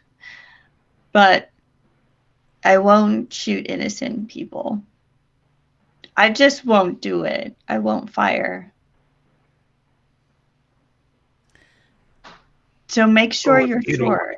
Well, if you don't want to keep the blaster, I will find a use for it. He's There's sort of already points. really mismatched. Don't do it. Like, well, I And to have a blaster that has feelings. Well, I do have a question for you. How can you determine if someone is innocent or not? It's the same way the rest of us do, just through observation, or do you have some special ability? I don't really have any magic. It's really, I just have to go off contextual cues. Okay, well, I think as long as we But keep I've go ahead. seen some shit. So I kind of have a general idea of when people are just going around killing because they can and when they have to. Okay. All right. Well, I will. I generally do not shoot at people who don't deserve it. Generally. But as long as I'm carrying you, you have my word. All right. I think we can come to some sort of arrangement. Okay. At the very least, until we can find some way to, see if we can get you kind of a better place to exist than Just so you know, something like this. what's your name, by the way? Cole Hayden. Just so you know, Mr. Hayden, I have dark vision to a range of 120 feet. Ooh. I guess that'll come in handy. And so I will then do the. We'll go ahead and do the the standard movie cowboy gun flip and put it in the holster. Lasness, you will appreciate this. The magical gun girl, she sparkles a little. Ooh. Oh, you just made the best dressed list. Thanks. That gun is fabulous. You should twirl it a little bit before you put it in the holster. It's already in the holster. No, take it out and put it back into the holster. He did twirl it before he put it in the holster. A little more. She's been bored, according So, to me. as Lasness tries to convince Cole to twirl his gun a little more, I think that's where we're going to take our break. Okay, cool. This is starting to get slightly surreal. All right. Very cool. We will be back in a little bit. I'm going to throw an interview on. I think I've got the interview with one of the interviews with Trooper in here. So we'll go ahead and put that on, and we will be back in a bit. See you shortly. Welcome to the break. I have Trooper SJP with me today to talk about all manner of things. Hello. Hello, hello. Yay. All manner of things. All manner of things. But one thing I wanted to start out with, though, is just you do streaming and a great deal of RPGs. How did you get into streaming in the first place?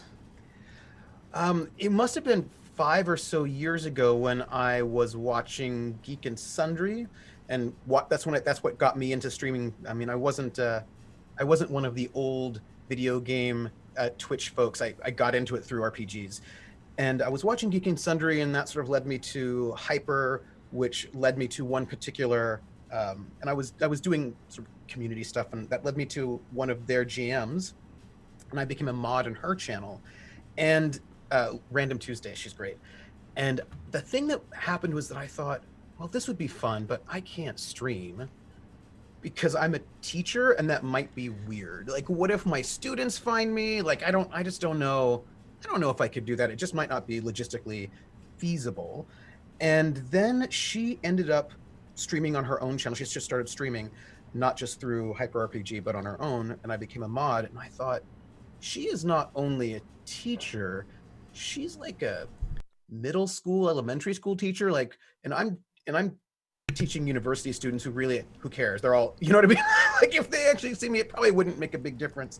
And seeing her do it, and having someone that I could ask questions to and figure out, okay, well, what are the logistics? How does one do this? Like, how do you deal with, because this streaming is not just, can you get the tech up, but it's also, okay, well, do I have to worry about my students finding me? How do you manage the emotional part? And having a model of somebody who was able to create a community and sort of manage it well made me think, oh, yeah, no, I can do this.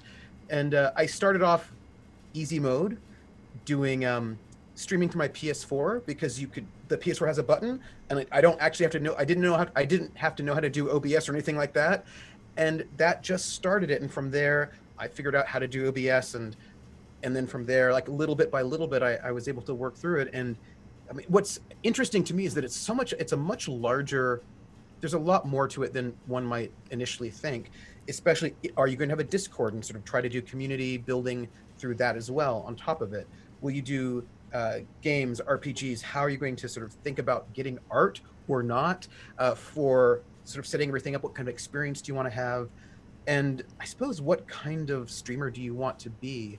And I learned that there are these streamers who play, I don't know, Fortnite, and they have 18 million viewers every time they show up, and they also stream 80 hours a week. And I was like, no, I don't want to do that. That won't be, that is interesting, but not interesting for me. And people always say things like, oh, if you want to be more popular, you could stream these things. And I was like, yeah, I'm going to stream what's interesting. And then I think what's great about that is that you then cultivate a community who is there for that. And then you can stream the kinds of things that you're interested in and get a community of people who are also interested in those things. And it's just nicer. Cool. Now, I see that, speaking of getting into streaming communities, I was looking through your website, and I see that you did a newsletter for one of the, was it a Hyper RPG show? It was, yes.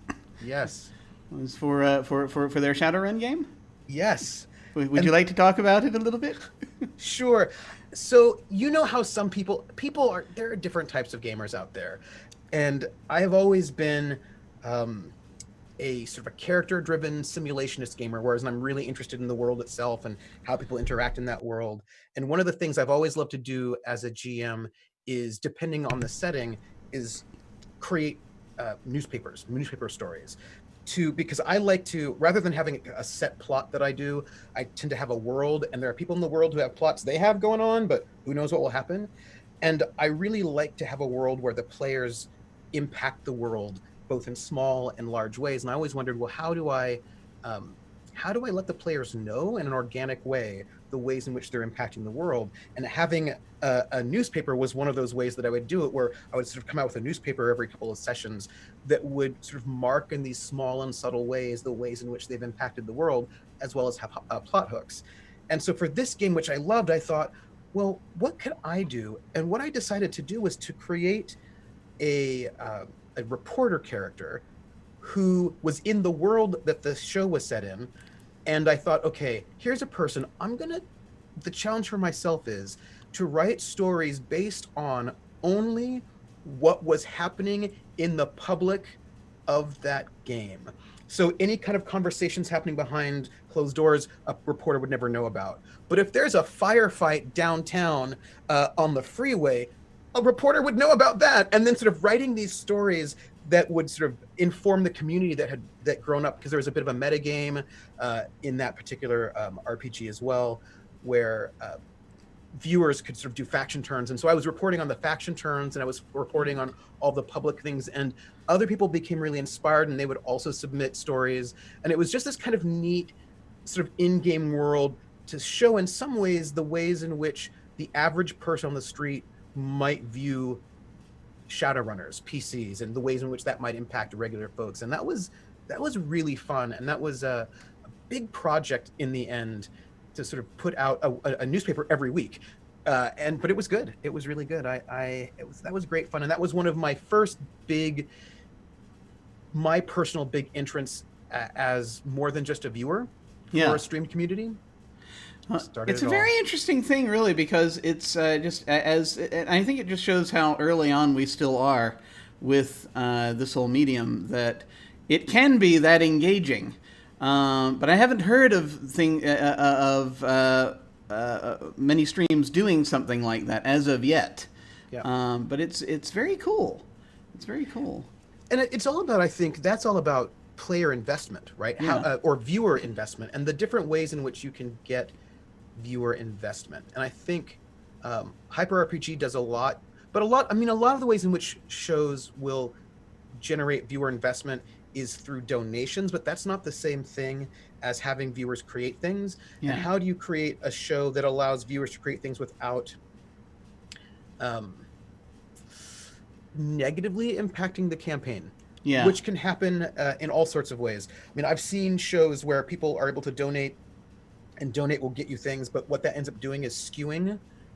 Like, well, now the players have 18 advantage things, and you're like, well, that's going to be a little bit rough, or trolling happens or whatever. So ways in which you can get a healthy engagement that encourages players to sort of take on the living world and sort of, what did that actually really well? Mm-hmm. It was Shield of Tomorrow had this Discord channel, which was Shield of Tomorrow was a Star Trek RPG on Geek and Sundry. Mm-hmm. And they had in their Discord, they had an RP set of RP channels, and the players would just sort of make up crew members for this sort of Star Trek ship that were on different shifts, right? So they were never seen, but they were around. And then the cast, the GM, saw who they were and then noted them down. So like, oh yeah, so the person who's on shift 3 is so and so, and would like name check these people that the viewers had sort of created. And ways in which you can interact that way, I think, I'm really excited to see how that can go. Me too, absolutely. Very much looking forward to how this whole medium evolves as time goes on. Well, thank you very much for coming and chatting with us for a bit. If folks want to find you online, where should they go? Ooh, you can find me on Twitch at TrooperSJP, which is where I do my streaming. You can find me at Academic Foxhole on Twitter, where I speak randomly about things, inconsistently, intermittently, and oddly, and too verbosely. You can find me in either of those places. We encourage verbosity on this channel. Excellent. All right. Well, folks, I'm going to throw things back over to me, or possibly to a video graphic of some kind, if we're still backstage panicking, which we probably are. But in the meantime, we will see you later.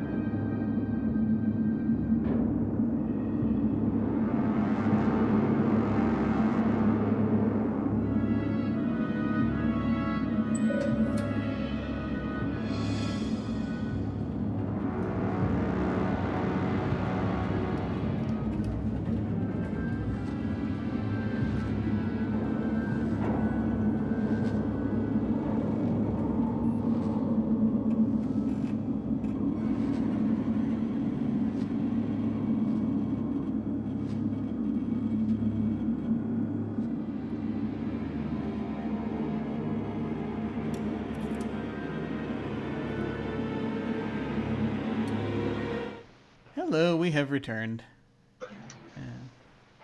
And I have forgotten where. Oh yes, that's right. That's right. I just picked up a gun, which I'm now carrying with us, and we can now proceed to continue looking through this place. Cole has picked up the OG blaster prototype. Ooh. So where do you want to go from here? The stairs, it keeps going up. Farther up the tower. Yes. Okay.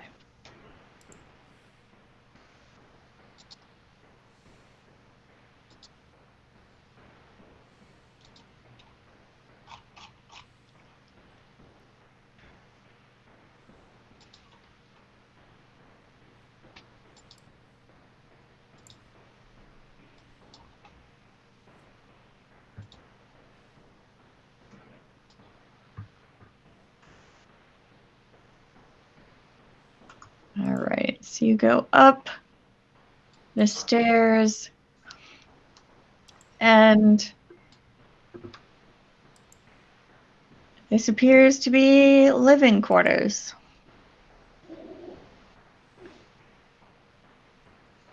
There's a frame and slats of an old bed pushed up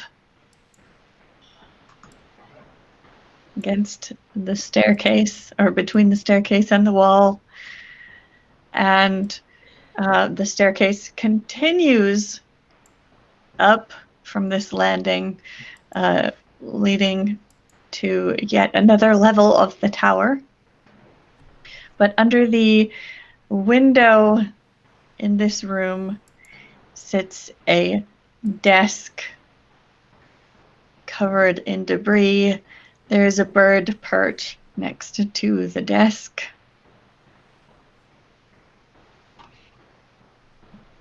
No bird? No bird. Yes, Narita will go and explore the desk, see if there's anything that looks interesting.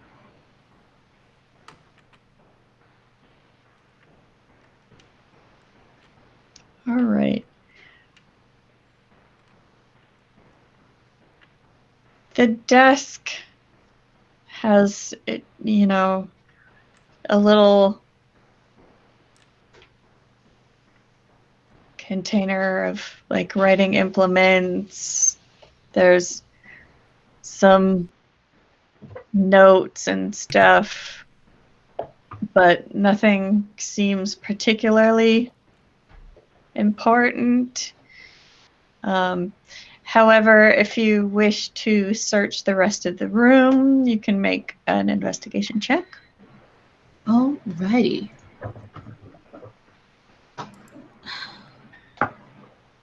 $17.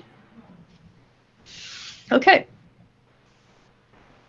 You do find a secret compartment in the wall. Inside the compartment are several items. There's a ring, a vial of oil, 3 potion hypos, a rod, a folding boat, and a bag of holding that contains a whole bunch of fishing net and weighted rope and a small beacon about the size of a flashlight, but it just has it's just glowing continually. It doesn't seem to have a way to turn on or off. Okay. There's also a metal container holding 6 small capsules, and also in the compartment is a data pad. Wow, need the mother load. All right, so Narita is gonna boldly put on the ring.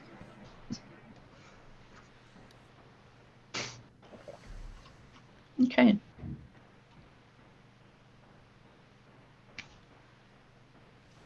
It is a ring. It is Okay, a great. ring of free action. It is a magic ring. It's a ring of free action. Oh.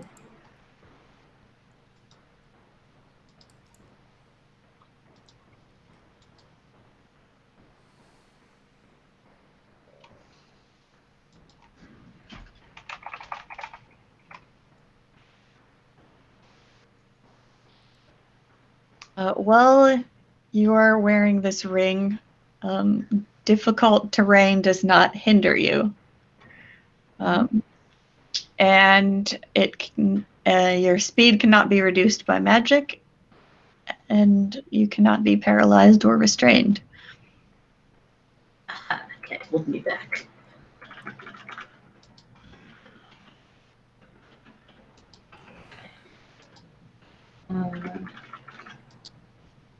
Sounds like it makes that runaway spell even more effective. That's right. No one's gonna be able to get me. To disappear and then run. So she's gonna. Well, is anyone else here? Like, does anyone else come up too? I follow the tall people. I think everyone came upstairs, if I'm remembering it. Okay. So she starts kind of like handing out stuff. So she takes the data pad and hands it to Fritz. And then one of the hypos, since Mage is known to take and then keep, she gives him one hypo. So can you figure out what this is?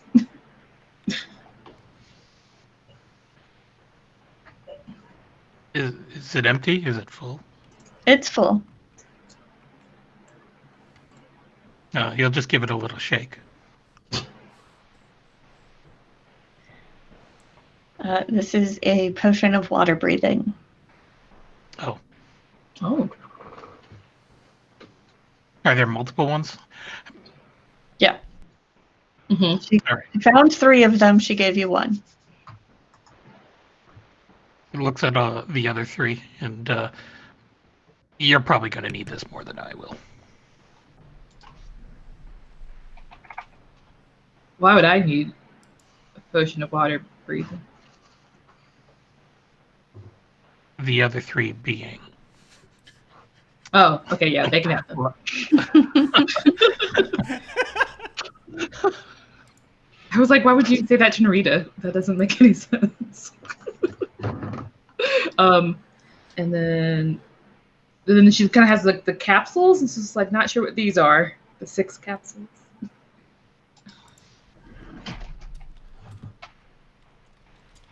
Anyone see these before? Holding it up. Or I guess down since you're all shorter than she is.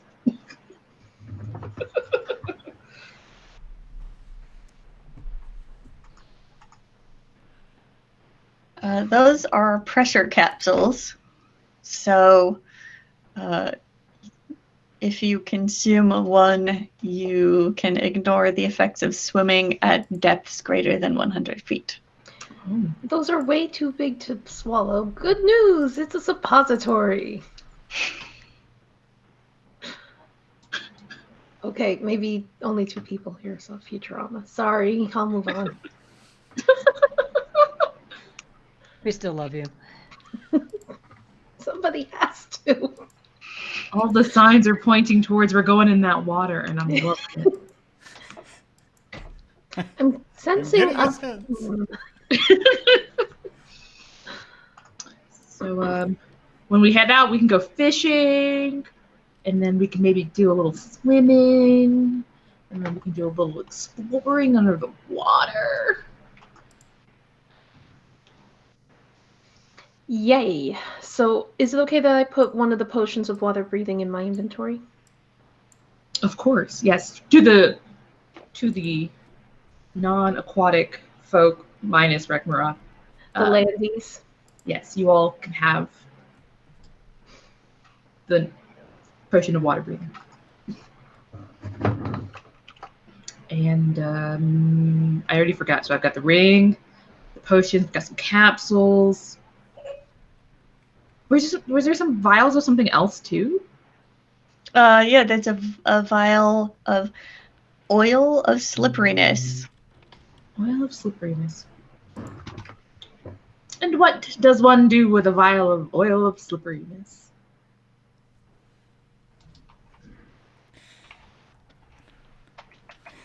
You stop it.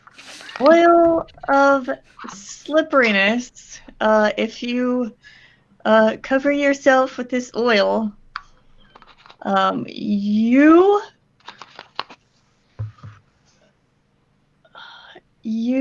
gain the effect of a freedom of movement spell for 8 hours. This place was meant for Narita to find. Mm-hmm.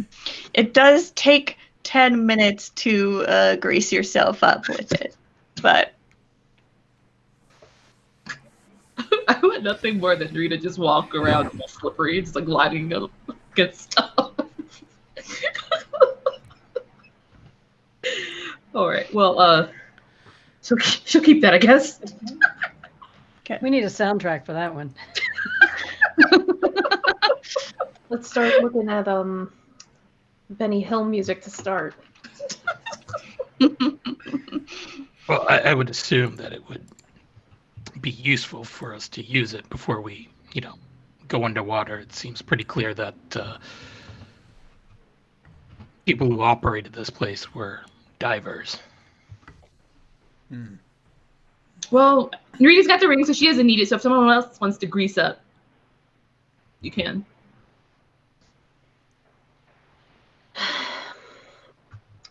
Lasness lifts her hand, like, hand it here. Just hands it over. Enjoy. Thanks. Maybe wait till we're not inside, though. We can just do it outside, and then you can not make a mess everywhere. Yeah. We'll worry about that in a little bit. Okay.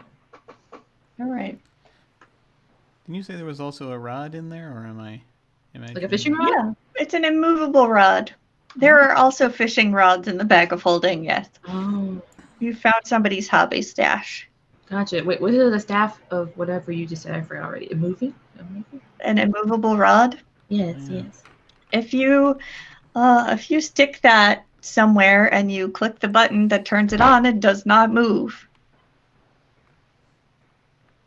Those can come in pretty handy, actually. Just sort of depends on. Probably Sounds like against more door. anchoring points. If Yeah. you are falling from a great height and you turn it on, Oh, you'll stop falling. As long as you're holding on to it. Looney Tunes. if you need to wedge a door shut, Oh, very interesting. Well, we'll take that too. Like strap it on your back. or Also, something. we have a freaking bag of holding. Yeah. Let's also celebrate that. Do we want the stuff in the bag of holding? Yeah, maybe we should just take Yes. those ropes because it sounds like we're going underwater. Let's just take all that stuff. We'll just load up everything. We'll just take it all.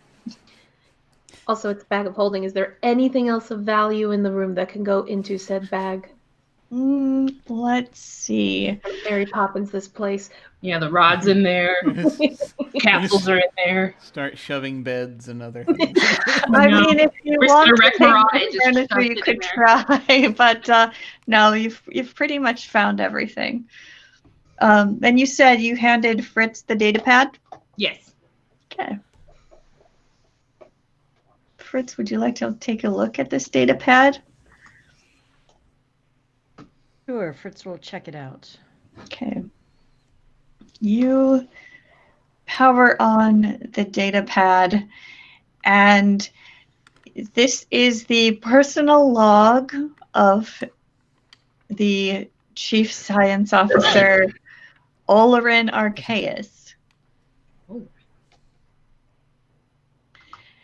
And the logs relate his numerous assignments and duty stations while a member of the Lickshay garrison, as well as notes about different shipwrecks that he has explored in the surrounding waters.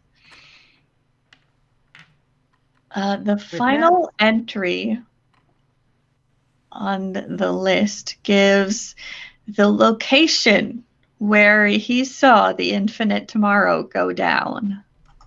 Uh-huh. And the last few entries in that chapter relate the events surrounding the arrival of the tomorrow. A couple of snippets as you scan. You can read an entry where he says, "Our worst fears are confirmed. A malefactor fully outfitted with pirates approaches from the southwest. It bears the emblem of the Void Princes and the name of the cursed ship Infinite Tomorrow. We must prepare what feeble defense we can muster. Woe to us at the approach of this bloody tide." And then a little bit later, "Miracle of miracles! The Storm Lord has answered the prayers of our illustrious chaplain. A furious storm blew in from the open sea and swept the tomorrow to its doom." And then again, a little later, "A fell wind blows this evening. I fear some great evil has survived the wreck of the tomorrow. I must set out first thing in the morning to inspect the wreckage." And you said there was a location described, correct? Yes. Great. You Fritz got obviously coordinates. uploads all of that information.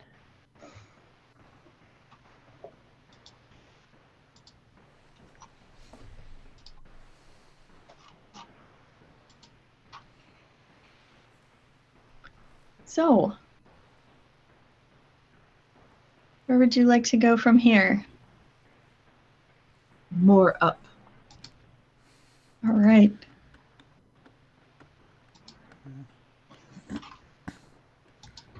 There's more up? There is one more level. There's another up! Okay. Yes, there's one more up.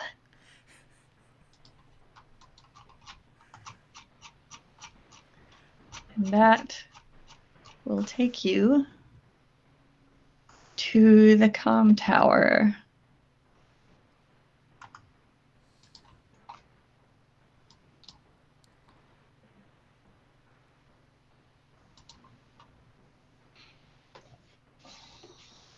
So, it's the highest point of the building. There is windows on all sides, offering a breathtaking view of the open sea and the distant coast. There are posts on the four sides that support the conical roof where it peaks at 20 feet up. And in the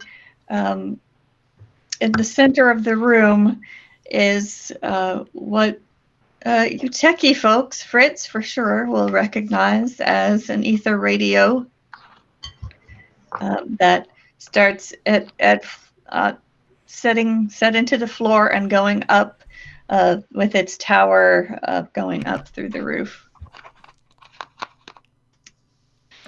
And Is it on or functional?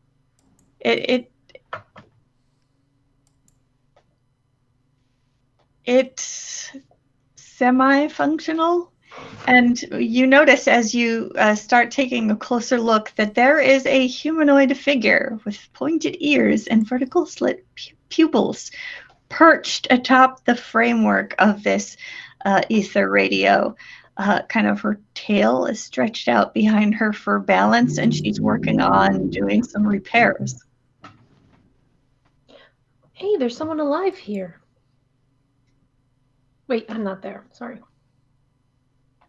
I mean, you could be there. Thought we all went up.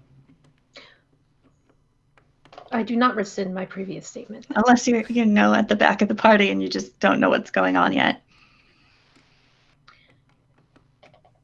Well, I do follow the tall people till they tell me to run forward, so I guess I didn't see it.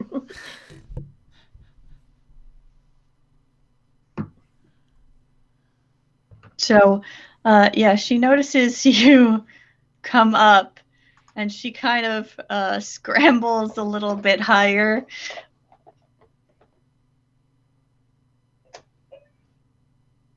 Out of an abundance of caution, Fritz is going to activate the repeater in their suit and hold it in the offhand, which is where it's located, just in case.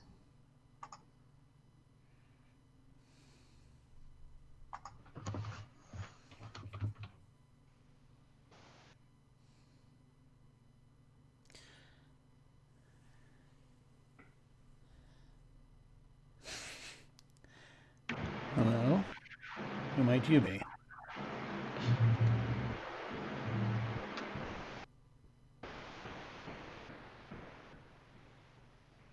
My name is Aharona Abram.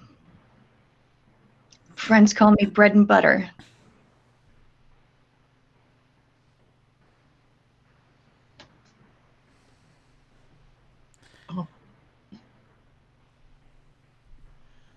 Narita whispers.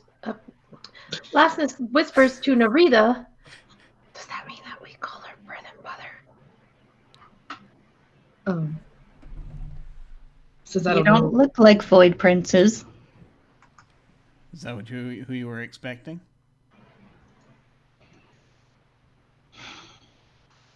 Maybe you can tell us who you're trying to contact there. Anybody. We're anybody. Yeah. Why are you... We heard a distress signal. But this does not look like the person that sent it, I presume. No, it does not. This This was is a a feathery cat woman. person. This is a fuzzier person, not a feathery person. Yes. Like, But,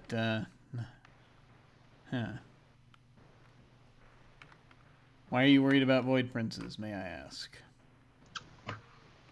Because they attacked this place a couple nights ago. Oh. And killed most of us.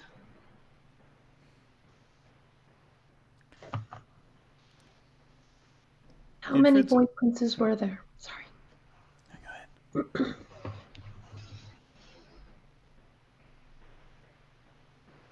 More than we could deal with.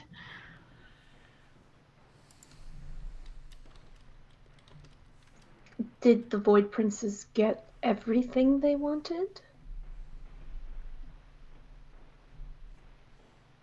I doubt it. Since some of us are still alive. Why did they come after you?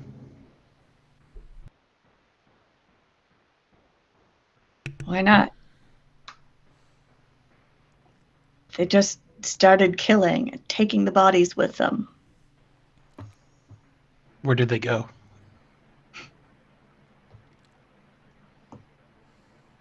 Back into the sea where they came from.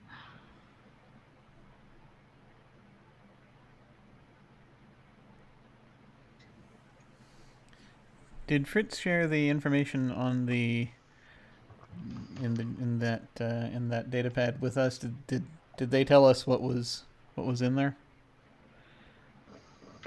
Fritz probably said something along the lines of, "Oh, looks like the Infinite Tomorrow went down nearby, and the last entry says that they were going to go out and look at the wreckage, the last place it was, and a location." Okay. Yeah. And that entry was about 10 years old. Okay. That was what I was trying to get in my head because I wasn't sure when that had happened. Yeah, no, neither did I, and neither did Fritz. So thank you for that clarification.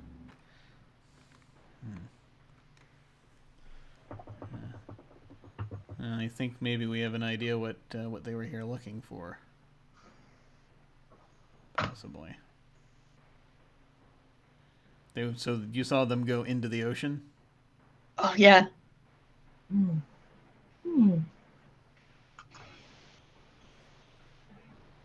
Saw them come up out of the ocean. What kind of craft were they in? Was it just like a... No craft. Just walked up out of the sea onto the beach.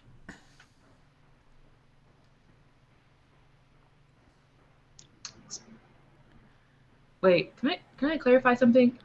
When we saw the footprints, weren't they going into the water? And the glass was broken inwards, so that means whatever came in was fighting its way in. So it makes sense to see the footsteps going into the water, right? So I on guess the it's- beach, I thought we saw footsteps going both directions, but the last ones I thought we saw going in. In? Okay. Yeah, That the makes sense. We most saw, recent like, ones were They going have been into going the in that water. direction. gotcha. Okay. Sorry, I just wanted to clarify. Okay. Sorry. I'm looking to see if I have this written down. I don't. What was the name of the person that we got the distress signal from again? You don't know. Oh, they didn't She say on the. I didn't say her name Murad didn't tell us. on the video. Okay. And Rick Murad did not identify her. Okay. But he did it effervescently. Do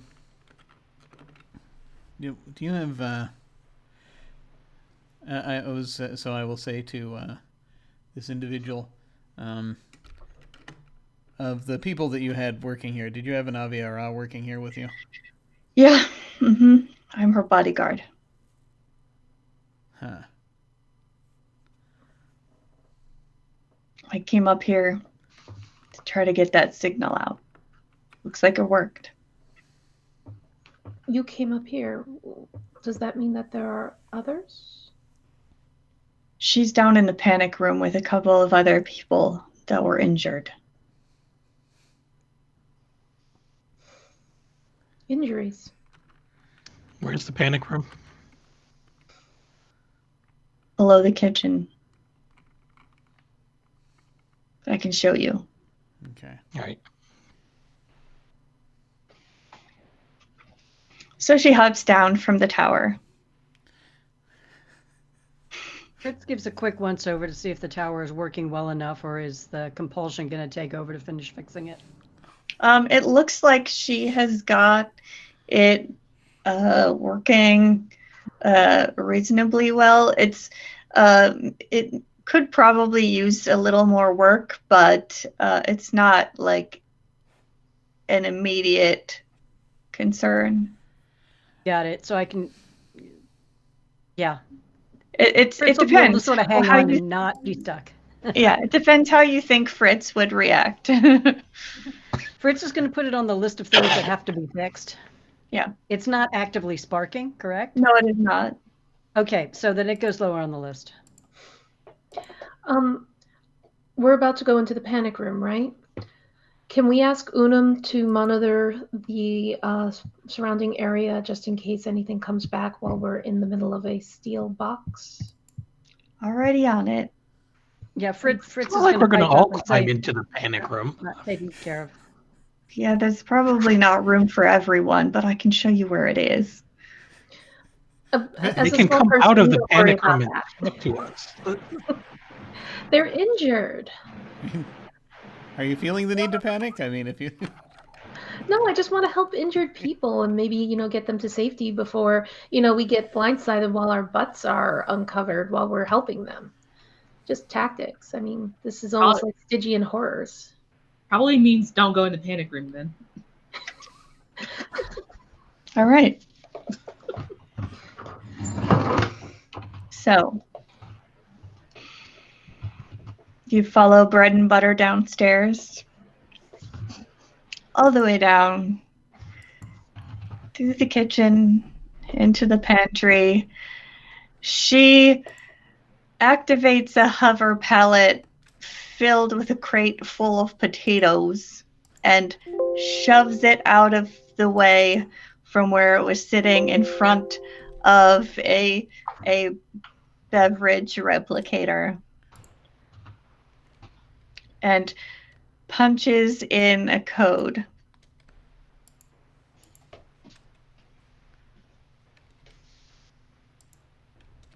To 1610. And the panic room door opens, and inside there is a very ill Nautilid, a slightly ill dwarf, a insectoid Scathari, a very deceased chaplain, a skeletal chaplain. He's been down here for a while, and an Aviara priestess. And that's where we're going to wrap tonight's episode.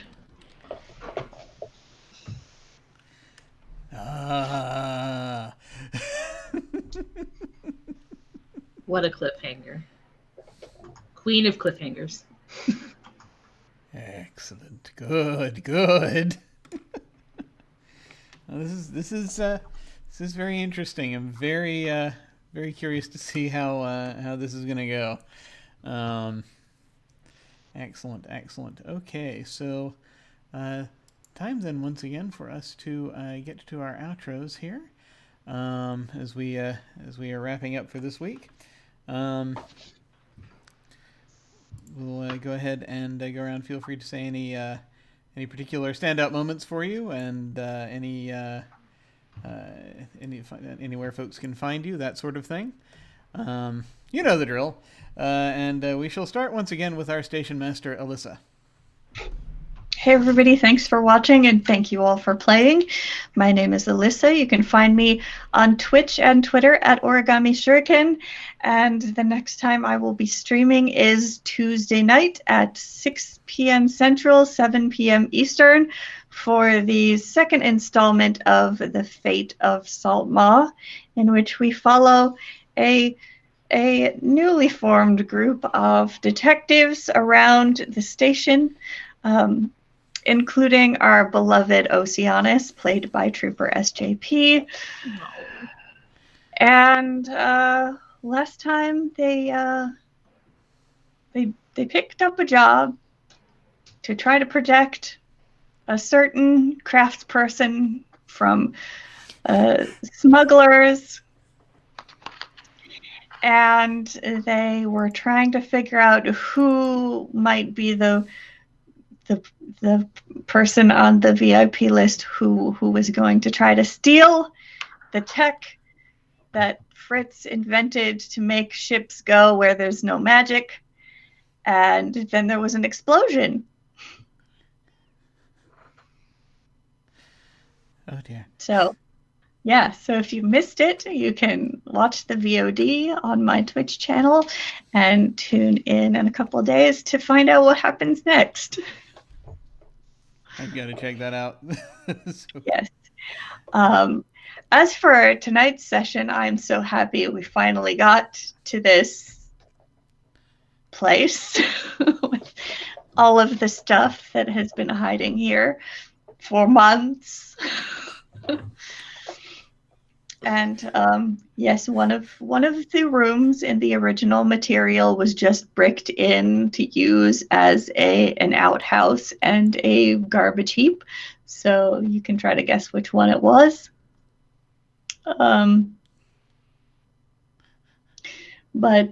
Yeah, so I'm excited to see everyone's reactions to meeting this mysterious Aviara priestess, and yeah, finding out where things go from there. So just channeling all of that waiting energy into the portrayal of Vantha Glimmerwrought, I see. Very good. So poor. Every time we take a week off, I add another dragon to the dungeon. Oh, no. No more time off. Oh God. It's getting more and more dangerous. You still have to go to Chiron after this. Oh God. Brain worms. Mine is an evil laugh. Awesome. Well, let us head on over to Mem. Oh, hi. I'm Mem. You'll find me here basically. One day, I keep saying it, that one day I'll start streaming again. I'll continue to say it. It is yet to happen. Had fun, good time, glad to be back. I say that like we haven't been on, but I guess we missed last week. What was my favorite part? My favorite part is probably Rek'Marag getting chastised for not matching.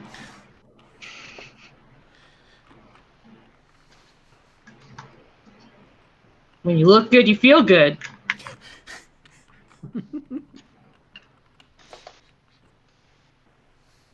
So that's it for me. Nice. Awesome. And now over to May. Hi, everybody. My name's May. I pretty much exist only here on Sundays. I have a lot of fun, as I always do. I'm so grateful to this group. They make Sundays great for me, and I can't thank them enough for it. I think my favorite part today was getting a chance to be Narita. It was so tall. Just a few brief moments of height. For a brief moment, I got to see the tops of everyone's heads. And they were less exciting than I thought. But still cool.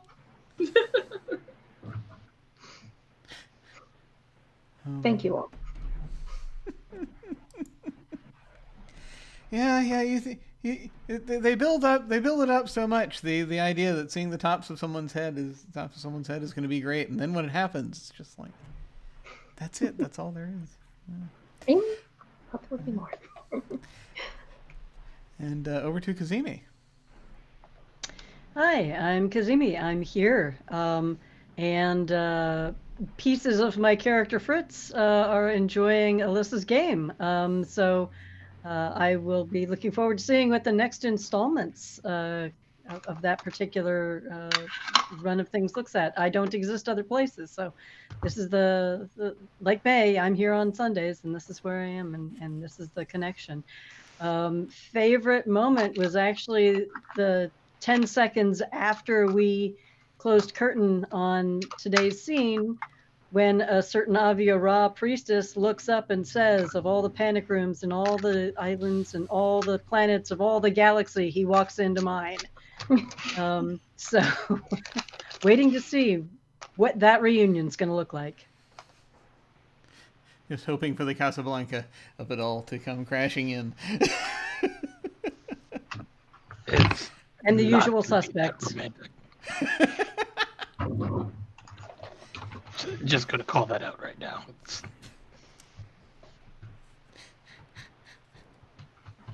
It's probably a good thing that Rek'Marag did not get the new blaster. He could have only withstood so much of that before that gun would have gone straight to the ocean. I mean, yeah, I thought about that for a split second. I was just like, I have to take care of this person.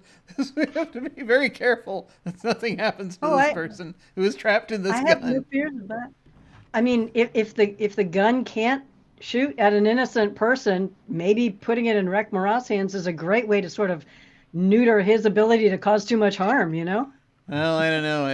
I'm concerned that Rek'Marag may have other uses for spirit energy. I'm just going to say that. Just slightly concerned. Don't know what's going to happen, but just looking out for him and his spiritual well-being there. But I'm also slightly actually concerned about the possibility the pieces of Fritz thing, which there's I feel as though there's something happening, and I'm concerned. I do not know what it is. Tune in on Tuesday. I'm sure we'll figure it out eventually. Good Lord. Did Fritz splice themselves? I'm very concerned. But in the meantime, let us go on over to Anino. How's it going, everyone? My name's Anino. You can find me on Twitter at Anino Gaming. I don't really have anything I care to plug at the moment, so whatever. Favorite moment tonight, discovery of a sentient gun, because I felt like that was totally needed. Because Cole doesn't have enough people to look after. I know, right? I'm very concerned the gun. I'm just the gun is going to start talking to the is going to start talking to the whiskey flask. I'm not sure what's going to happen. Who It's knows? the worst harem anime ever. But it also makes me think of the nursery rhyme, hey diddle diddle, the cat and the fiddle. We've got Cole with a spittoon and I don't intend to use You gotta either work of on those that rhyme a objects little as bit. spittoon, but we'll figure it out. We'll workshop it. It'll be fine. I think my favorite moment had to do was tonight the just seeing for some reason I took I can't explain this entirely, but I took some degree of joy in seeing Rakmara assemble all of those pieces for ocean exploration. It was interesting to me because it's like as he was putting each thing on, I just kept thinking there is no way we can stop him if we need to now.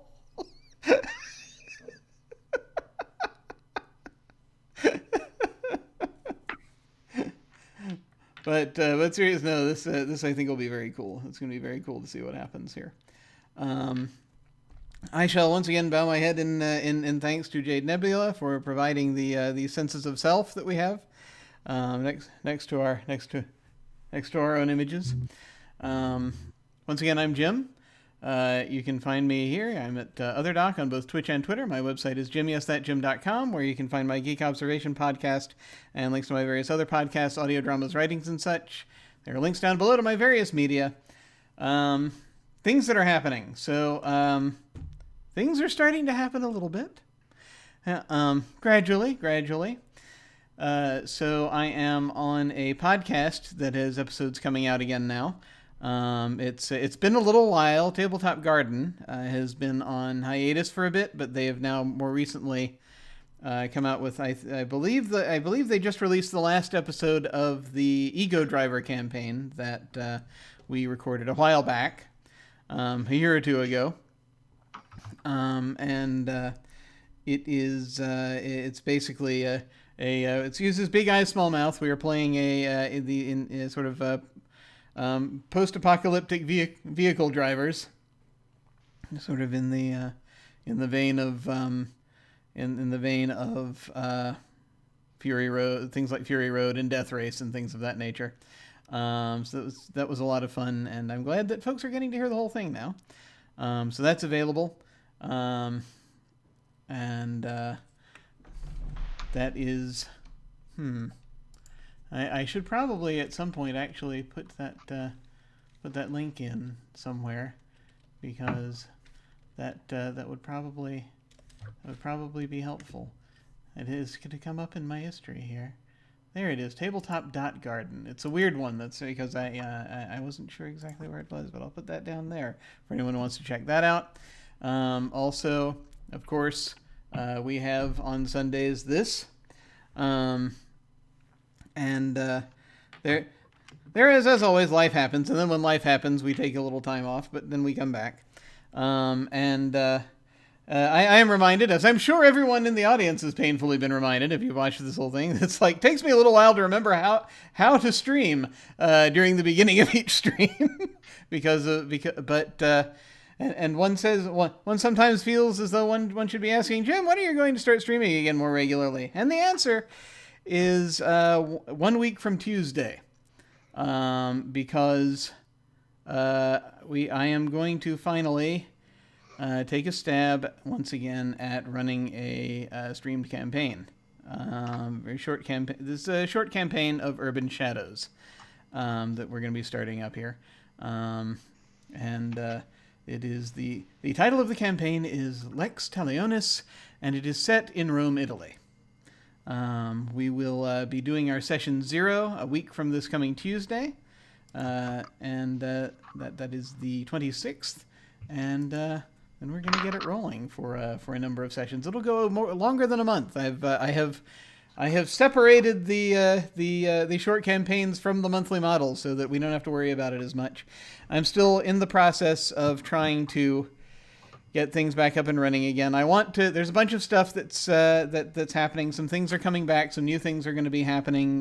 New games on here as well. But I need to I kind of need a slow rollout of it because I'm still kind of recovering in a couple of different ways, both physically and psychologically. So I'm just going to only take on only so many things at once. I just want to make sure I can, without breaking anything. So that's this Urban Shadows mini campaign will be the I guess the canary in the cage to make sure that that's doable. I'll also be appearing on other stuff as well, probably relatively soon, and we can look forward to such things taking shape February-ish is when things are going to start rolling out.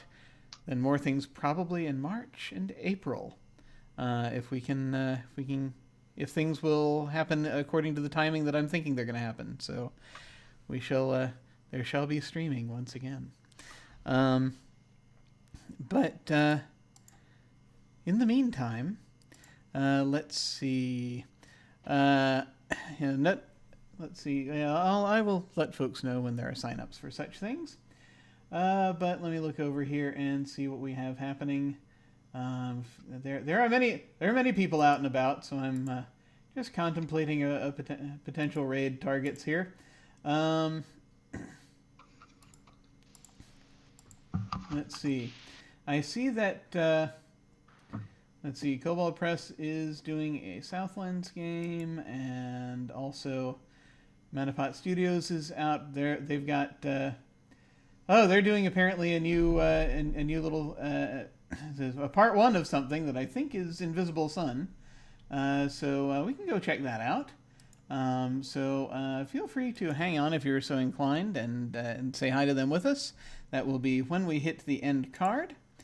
In the meantime, folks, thank you all very much for watching. Take care, and we will catch you next time. Farewell.